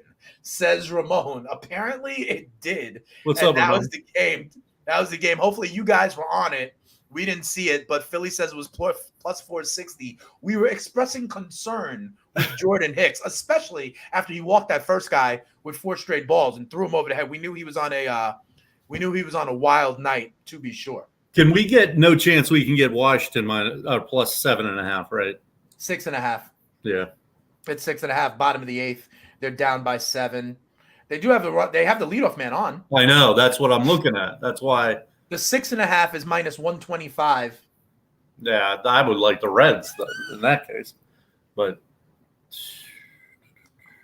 no, right now it's at 6.5. If you want to take the 6.5 for Washington, you can get 2.5 to 1 on your money. No, it's like minus 330 for the Reds to cover that 6.5. What? Ramon Scott says, so sick to see Dane and Twatty on the Keg channel. Glad I stopped by. Well, thanks, Ramon. Ramon's a man. Thanks, Ramon. Hey, Milwaukee got a run. 2-1 Milwaukee. They must have went yard. I don't think there was anybody on, right? Nobody out, nobody on. So that's the only way that happens is if they went yard. We'll take it. We'll take it, Kenny. We're chipping away. And again, the 5th and the 6th innings, I don't know how many times we got to tell you, runs are scored in the 5th and 6th innings. And Dane, why is that? We've said it. It's because third time through the order, guys You've are seen the pitcher. Yep, same thing. It's the same kind of theory you're talking about. The more and more you see the pitcher, batting averages go up, run expectancy goes up, and those guys are, at that point usually, I mean, although Steele was only at like 60 pitches or so, but we saw Hauser at like 104 pitches before he was yanked. This is when these guys get into trouble. We still need a little bit more. We still need a little bit more in Milwaukee, but listen, we're chipping away. We need Padres too. A lot of time left in that one. Yeah. That's top 5. That should be ending. That should be ending about when we're done. Which one? The Padres game? Yeah. Half hour or so, 45 minutes. Yep. And by the way, if you guys are stopping by, the way we do it, just so you guys know, usually we're on Tuesdays. This week we decided to do it Wednesday because I had to try and blow fingers off last night. Luckily I didn't. You see all 10. Right, but usually we're on Tuesdays because Wednesdays and Thursdays you have a lot of day games. Mondays as well. You get that full slate of night action usually on Tuesdays. So we're normally on Tuesdays. Next week we're gonna have to figure it out because it's the All-Star break. We may skip a week and come back with you guys in the second half of the season. But thanks to everybody for stopping by. I really love the way guys like me, guys like Philly, are really in these chat and talking it through with us. Anthony L in the chat a couple of minutes ago said, I don't care about what the purists say. He loves what the rule changes have done for the game so far this year. I got to tell you. You know what? That's tough for me. I think making the bases bigger has really helped the stealing. I mean, it may even be a little too much, these steals. I mean, I don't know. And then you can only throw over twice. That's the one that's weird to me. And you made the bases bigger. The bases making bigger, okay. To me, the 2 disengagement rule, that's the one I think that people are going to be able to take advantage of, right? Because listen, I was a leadoff hitter playing. I played, all the way through college. I was a leadoff hitter, center fielder, and I don't understand, why are guys not just trying to, take big-ass leads, force the throws over, and then literally get, running starts? And we haven't really seen that as much, you know what I mean? But I would force them to throw over to the point where now I know he's got to come home. Right. I do think the pitch clock, listen, games are happening in 2.5 hours, man. And I think that's a beautiful thing. I really do. Yeah. I think that's a beautiful thing. I got to tell you, not to get mushy or anything, but I just had my first child. Okay. He's about to turn 1. I took him to his first baseball game about 2 weekends ago. Okay, Yankees Rangers 2 weekends ago, and game was done in 2 hours and 20 minutes. Yeah. And I was like, and the kid didn't even have a tantrum, didn't cry. He's 10 months old. I was like, I don't know if we're gonna get through this. Yeah. If it was 3.5 hours, I don't know if we're going to get through this. 2.5 hours, we were done and back in the car. So that's beautiful to me. I think the pitch clock I like. What do you think about the shift, though? That's another interesting one. Well, my thing is, when the shift was legal, first off, they're still fucking shifting. They are. They're just going one step over the second base on their side of second base. I hated that you couldn't. My thing is a hitter. If you can't hit the ball where they're not, that's your fucking fault. Hit it opposite field. Yeah, but I can put my defense wherever the fuck I want. If I want to put 9 guys in right field, as a professional, you should have enough bat control to be able to go oppo. That's like telling a football team you can't run that defense. You have to run this. What? I'm going to put my defenders where the fuck I want to give me the best chance to win. And if you can't beat me, then fuck you. Let me tell you something, Matt. In a previous job I had the opportunity to talk to a lot of professional baseball players. One specifically that was on the board of this nonprofit that I work with was Mark Teixeira. Yeah. So I talked to him a few times about this specific thing, and I was like, Mark, why don't you just drop one down? Right. You do it once in the first game of a series, they'll stop fucking shifting on you. Why don't you just do it once? Right. I tell you, I will never forget it, man. You know what he said back to me? He said back to me, Yankees don't pay me to bunt. They pay me to drive in runs. And I didn't know him. I didn't know him well, right? If he was one of my boys, I would be like, fuck that. Like, you learn how to hit a seeing eye ground ball single to the left side, and I wanted to push him on it, but I couldn't because, he was still Mark Teixeira and I was just still Dane. But right. Like the mentality of it is like, I'm going to beat the shift or I'm going to hit it over the shift. And what I've noticed, like, why in batting practice aren't you working on that the entire fucking all off season? Yes. So that I don't get. What I've noticed though, when it's bottom of the 8th, bottom of the 9th, and the game's on the line, these guys are able to hit the hole a lot more because I don't know, because they're cutting down on their swing. They're like, you're giving me the whole right side. I'll hit it through there. 3-1 Milwaukee. All right. Scored 2 runs in the bottom of the 6th. Okay. Still with a man on first, but 2 outs. I wish it was the Cubs that had scored a little bit. Yeah. They're getting a steal a little bit, and that live total back up to 6.5. So we're back on pace there. So that's helpful there. Milwaukee gets me 2 at least in the bottom of the 6th. Remember, we're over 6.5 in that game. We got it when it was 1-1 in the 5th. The Giants are on the board in San Francisco. That's now 1-0. And even that one, I keep on telling you, Matt, that game closed at 8.5. It's down to 5.5 right now. Right. 1-0 in the 4th. Zip, Mets and D-backs. Giants tough ballpark. It's true. I think, ironically, Barry Bonds got me to think that was like a hitter's ballpark. Right. Somehow. It's not. It is not. What about the notch? What about that notch that they have in right center field? It's like fucking 450. It's cavernous out there. That's inside the park home run territory, to be honest. Those little nooks and crannies in that one. That's a long way away. It's one of the it's a beautiful park, by the way, though. I don't know if you've ever been there. No. It's a beautiful park. It's one of the nicest parks I've ever been to. Everyone, I haven't been to. I don't even really go to games here, but everyone tells me the PNC is really nice. I haven't been there. It's beautiful on TV. There, they say it's beautiful. Yeah, I mean it's set literally in downtown, so you have all the skyscrapers and everything. Right. Well, skyscrapers is an exaggeration. Yeah, relatively speaking. It's Pittsburgh. Relatively speaking, right? First and second, still for Milwaukee, still in the bottom of the 6th. Man, let's push one more across here. Give me another one. That would be nice. That Joey Weimer is a stud for them.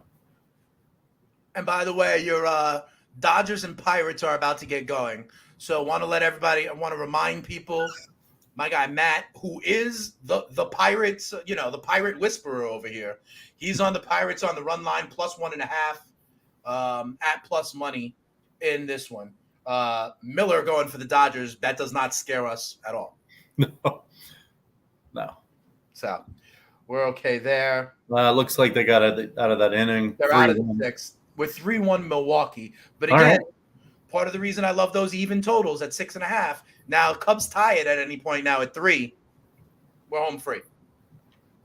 That's a very good point for the chat to make a mental note of. Yep. Yeah. Very good. Totals. I like it on the even number. All right. So 6.5s, 8.5s, live 4.5s, and even. Yep. I like it when when we're late in the game as well because of the potential of extra innings with the Manfred man on second base. That's another thing. To consider when you get tie games late in the game about the extra innings. But we'll see what happens in Milwaukee tonight. That's 3-1 going into the 7th. How about this? Ellie De La Cruz gets his bat checked and is like, fuck you, and then goes yard. Did that actually happen? Yeah. 9-2 Cincy in that one. Do you believe in the Reds? I asked you if you believe in Arizona. Do you believe in the Reds? The Reds are, they're both young. I was going to say the Reds are young, but the Arizona's young. What was Arizona? I think that they're middling teams. I think they're 81 and 81 teams. They're playing. They're both in hot streaks. They're playing a little better than they are. Right. I'm not saying they're bad teams, but I think they're 81 and 81, 82 and 80. Right in that area. But here's the thing, though. If you look at the National League, you got Atlanta, and that's about it, Matt. Atlanta's tough. Yeah, that's about it. That I would trust. The Dodgers we don't believe in. I don't believe in, at least, because I think they're too banged up. I mean, Walker Buehler hasn't pitched all year. You got May and Kershaw now out. The Mets are, defecating the mattress left and right. You can't really believe in any of these teams in the Central.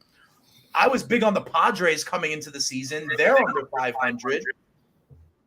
They should not be under. That team should not be under 500. What are they doing? I agree. I agree. Come on. Listen, I think the Padres still have a run in them, if you want to know the truth. They better, with that much talent. With the futures bets I have on them, I hope they have a run. We'll see. But I say that all to mean like Arizona, Cincy, the Marlins, there's going to be some kind of out of the clouds team that either wins a division or survives the wild card round. Yeah. Speaking of, I bought to 70 wins on the Pirates at plus 600. Okay. Yes. That's going to be a huge score. It's going to be a $3,000 win. Sounds good. Sounds good. What are they at now? What's their record? What are they at, like 40? 40? So they need 30 after the break. So they can go 30 and 50. Right. And still get there. Yeah. All right. That looks good. We're still tied at 2 in San Diego. Show me your Tatis is up with 2 outs and nobody on. Look at what Ramon's saying here. De La Cruz had a legal electronic measuring device that had a sticker covering the device. What? They removed the device on his first at-bat, but they were able to keep the sticker for the at-bat that he homered. So it was a legal electronic device? What measuring device do you need in a bat, though? What are you measuring? My nickname for Ramon Scott is Encyclopedia Brown, by the way. Yeah, wait till you hear stats he gives you. He's on another level. Listen, he was glad that he stopped by to see the two of us on a Wednesday night. So Diamondbacks money line, baby, says viral video. Yeah, I mean, I don't have a problem with that. I mean, the Mets, they're a train wreck. But you said you liked Senga having the advantage first time seeing that lineup. Yeah. He's got 1K. He's only got 1 strikeout. Remember, the 5.5 is where that was at. The strikeout in the first inning. Right. So will he go 6 is the question. And then, like we said, the last one that's left to go, Dodgers Pirates. We like the Pirates on the run line, plus 1.5 at plus money.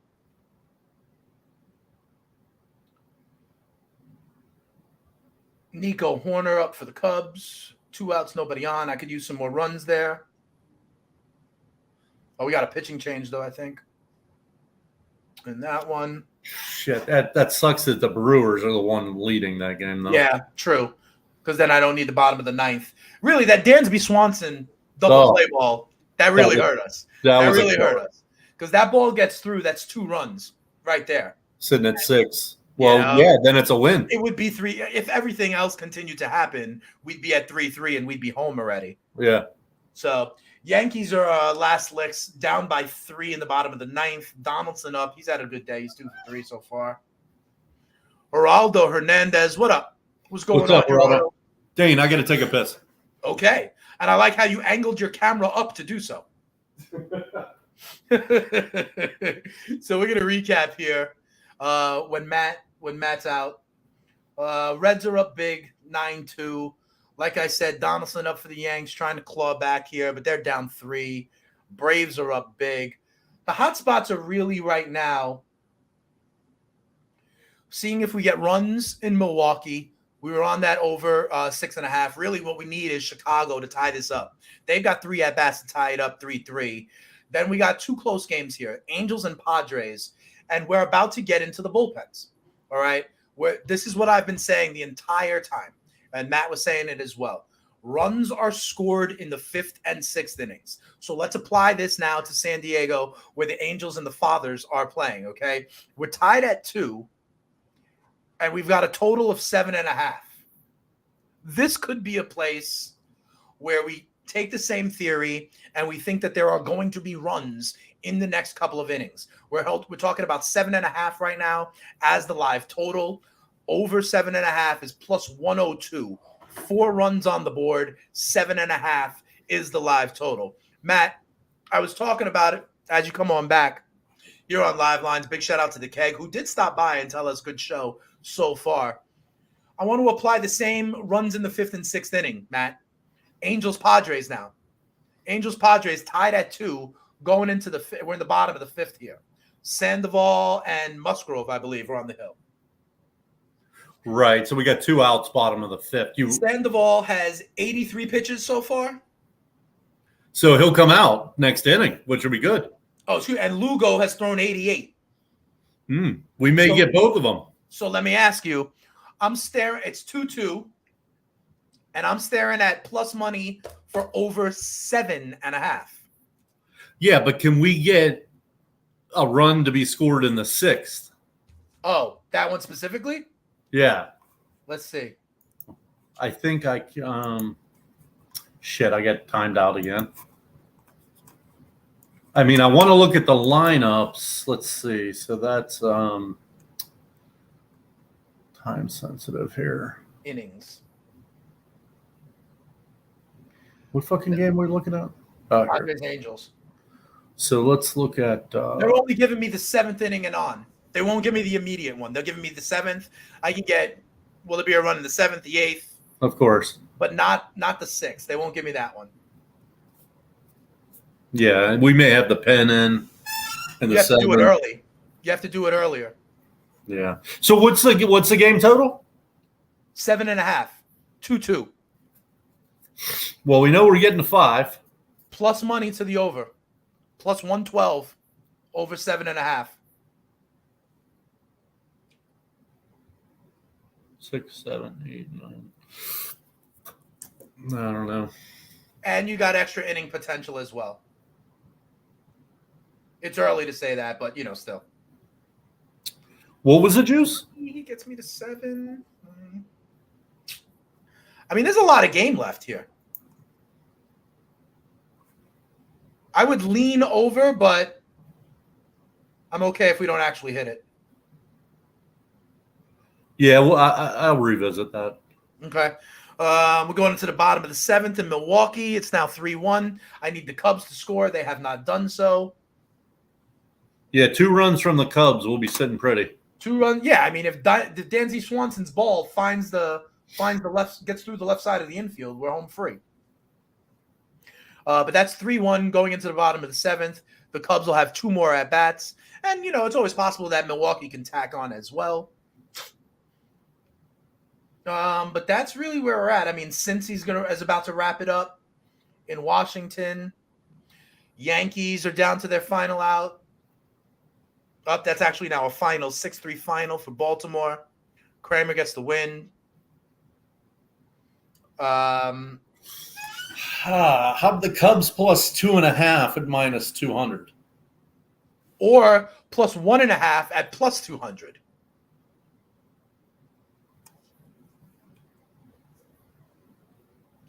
Yeah. Problem is, we're gonna see Williams here probably in the 9th.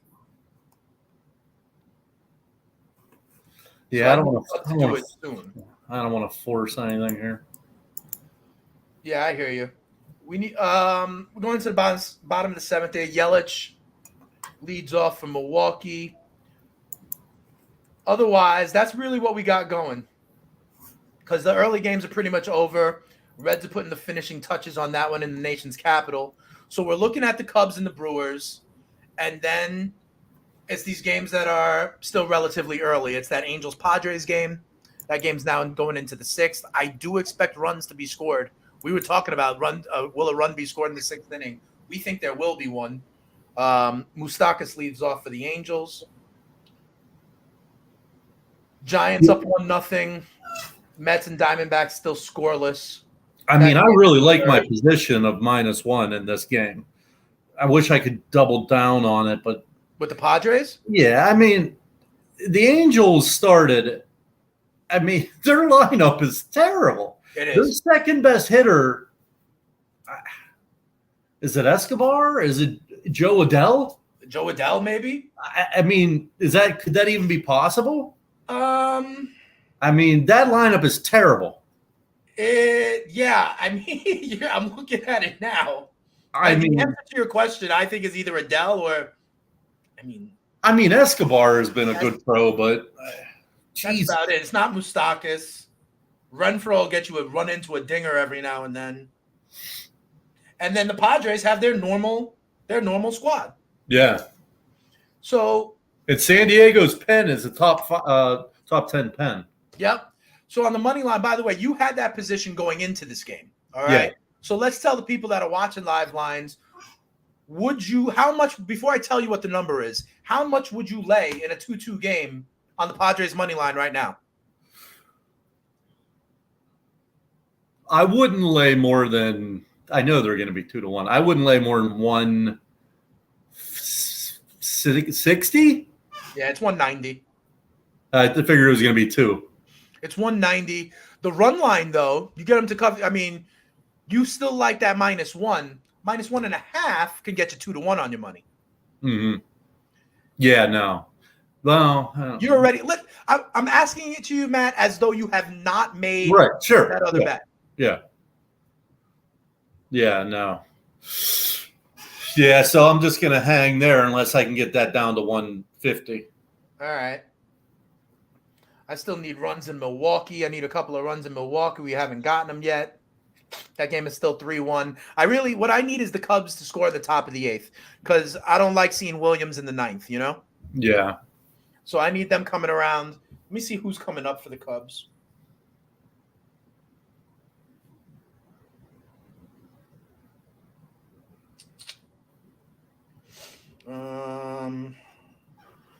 Looks like 9-1-2. Okay. So that's not bad. In the last 2 innings, at least I'm going to get the squad to come back one more time. So that's not bad. We'll see if we can get 2 runs here off this Milwaukee pen in the 8th and the 9th. But I'm not holding my breath in the 9th.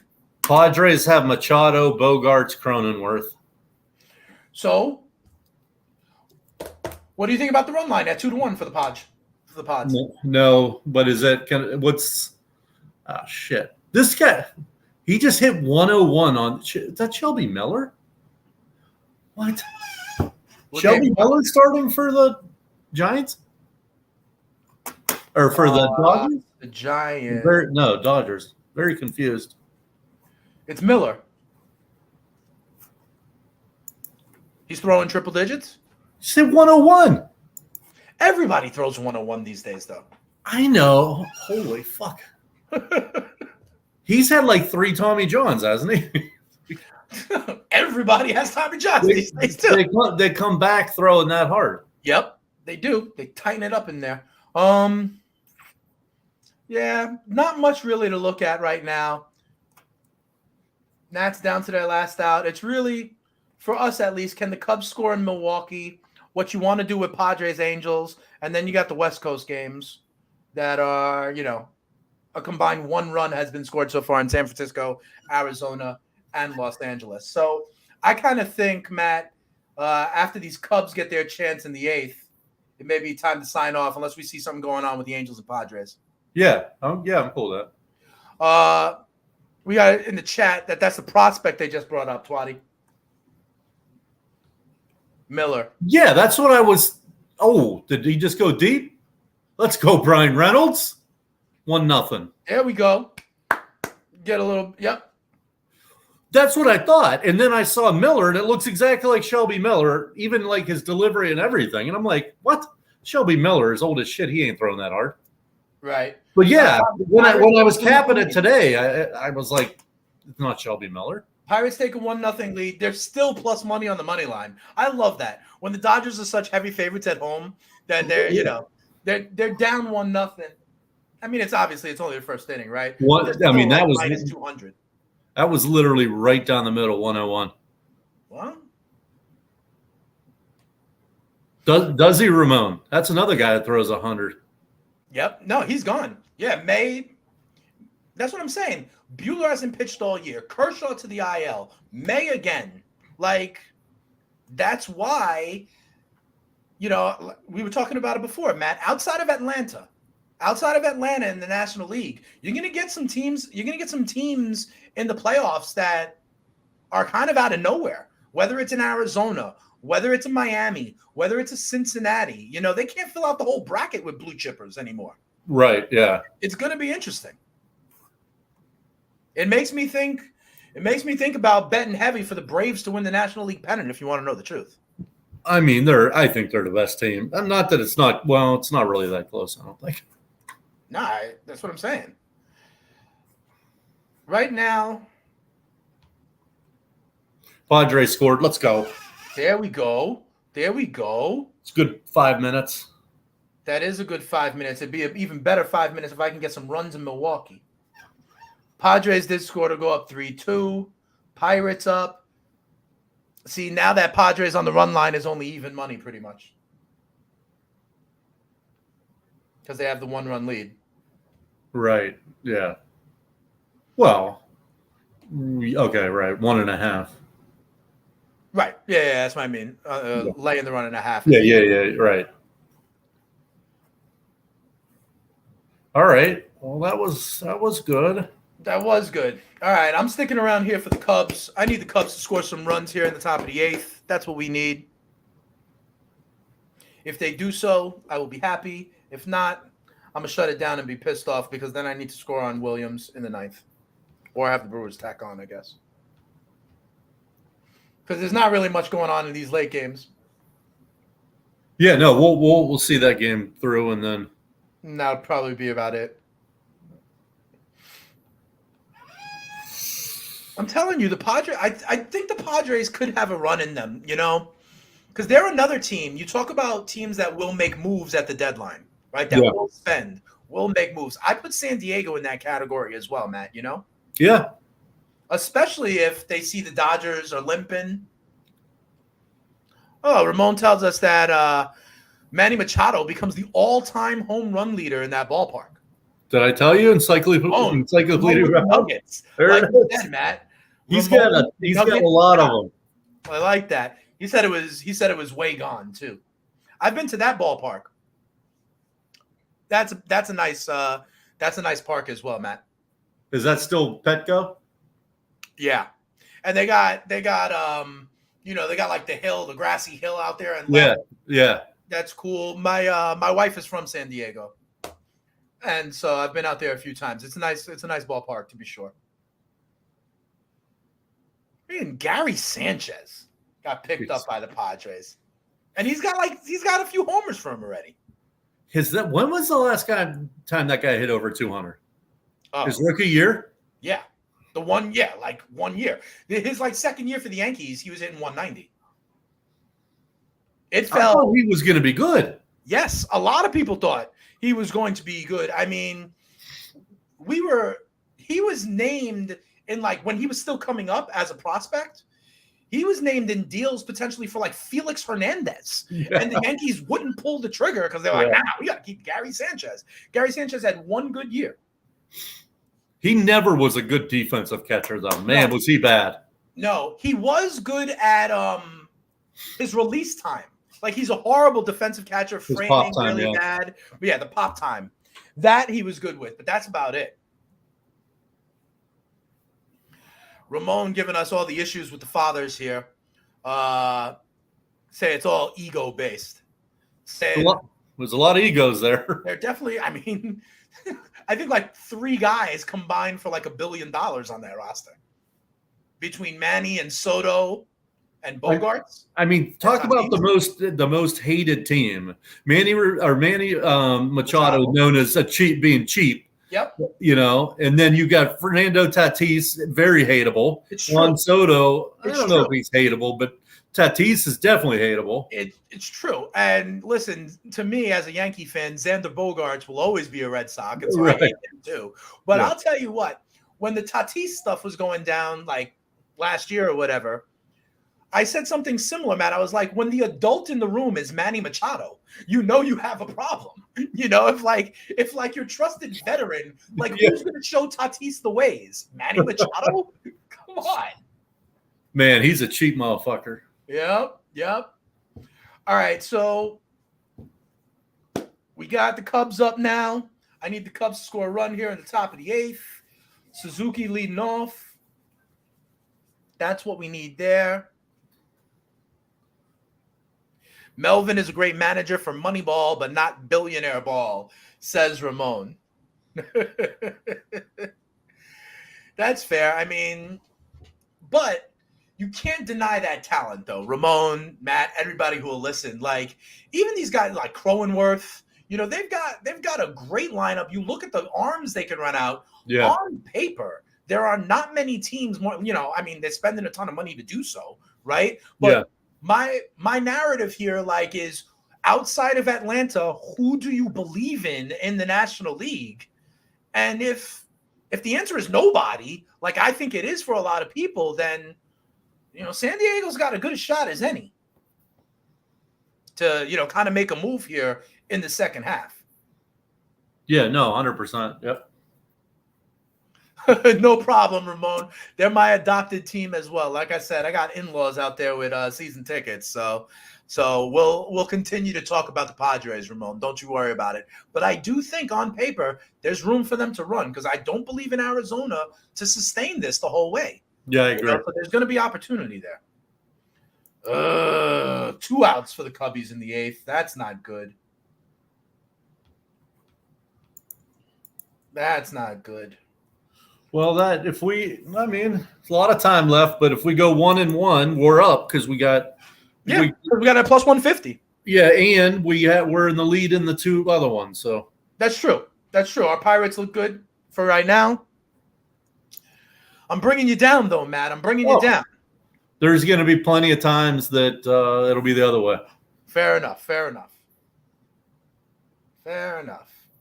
No runs on the West Coast. Giants up 1-0. Pirates up 1-0. Mets and D-backs scoreless. So San Diego's still batting. San Diego is still batting. Men on first and second there too. Remember, we toyed with that. You like the Padres. We saw Padres minus 1.5 at 2-1, which now doesn't look horrible if they can get another one in here with a base hit. Yeah. And it's locked, so we'll see what just happened. Trent Grisham may have just done something. Now the live total has fallen in Milwaukee down to 4.5. The question is, will there be any more runs scored in this game? So my 6.5 doesn't look that good anymore. Final out in the bottom of the 6th. The Padres are out of the inning. So we're through 6 in San Diego. Padres are up 3-2. Giants up 1-0. That game's total has gone all the way down to 4.5. Mets D-backs still scoreless. That total has gone down to 5.5. Pirates Dodgers 1-0. And somehow that total is still 9.5. What and Chavez Ravine. I mean, Pittsburgh did score in the first inning, but it's not like you expect an explosion out of them, right? No. But like I said, they've been averaging about 6 runs a game the last 10 games. All right. Bringing up the kids has really helped.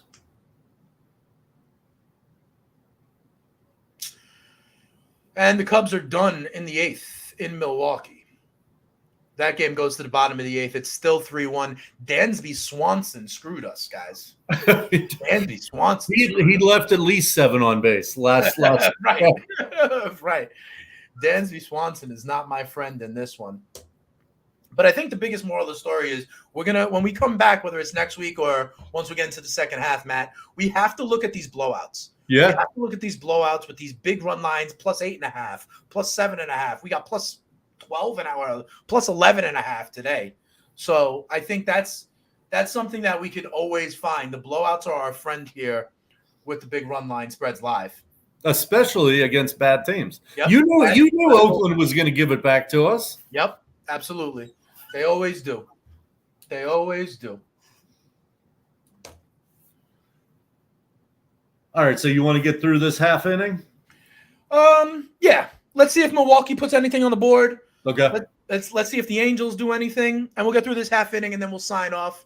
And then, guys, of course, thanks to everybody for being with us as usual. We usually will commit to doing probably about 2 hours or so, depending on where the games are. Next week, because it's the All-Star break. Do you know, Matt, last year they had this thing in the All-Star game where if it went to extra innings, they were just going to do a home run derby. I don't remember that. Yes. No, I completely missed that. This is definitely true because the whole like there can't be a tie and all that stuff, right? Yeah. They changed it so that instead of like going extras, each team designated 3 guys that were going to have a home run derby to decide the All-Star game. Someone, if you're in the chat and you remember this, like confirm this or add the details here. And they identified the 3 guys who were going to be the home run derby to decide the All-Star game if it went extra innings.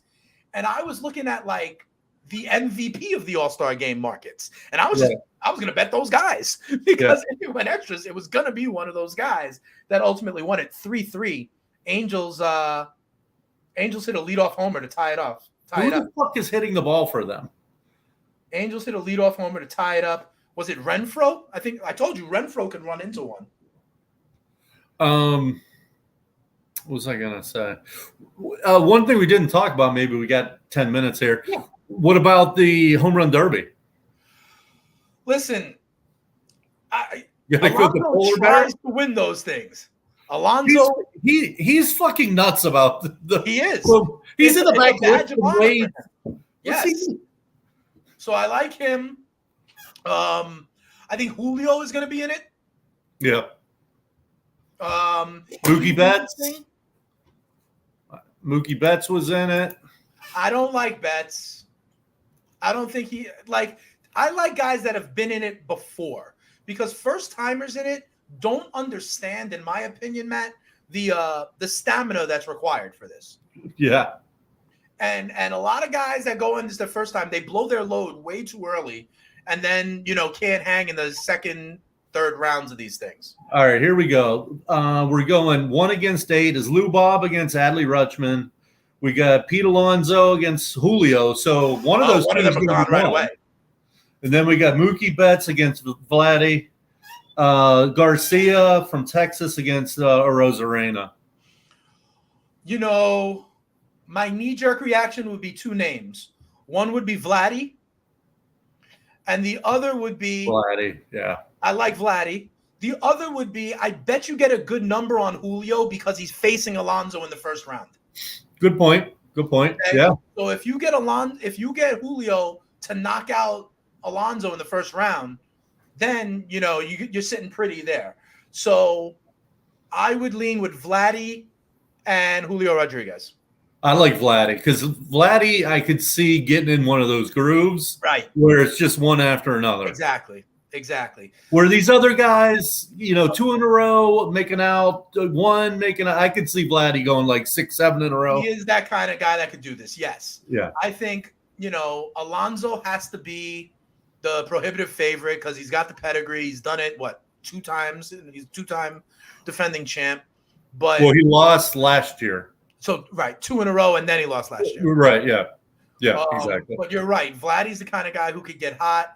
And like I said, I like that Julio did it, I guess, last year. Right. And so it's not his first rodeo doing it. Okay. And the fact that he's got that matchup against Alonso will give him a much better number than he would have otherwise anywhere else he would be in the bracket. So for me, it would be Julio and Vladdy. Yeah. Giants score another run, by the way, guys. They go up 2-0. I got a runner on from Milwaukee. That's about it. I told you the Angels tied it at 3, and they got a man on second, but with 2 out. That game in a bullpen game, we like the Padres a little bit better. We still like the Padres lineup much better than the Angels. Yes. In this game, that's 3-3.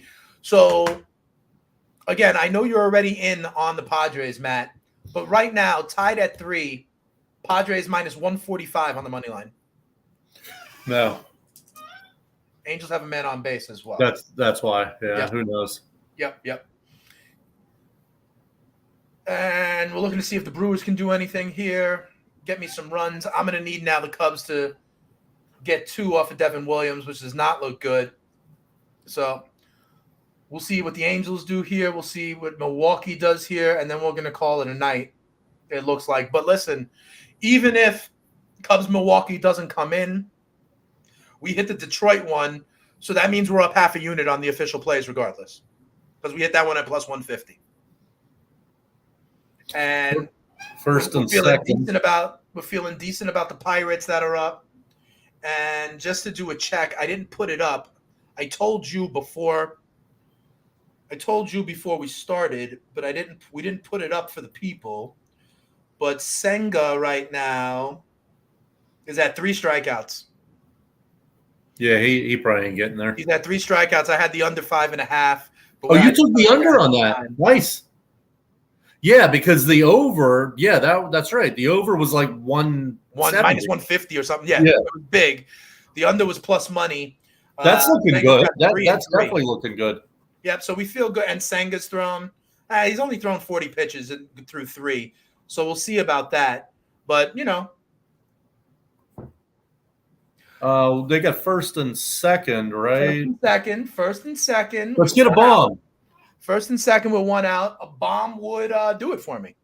A bomb would do it. And the Angels are out of the 7th. So we go to the bottom of the 7th. Fathers and Angels tied at 3. We need the Padres in that one.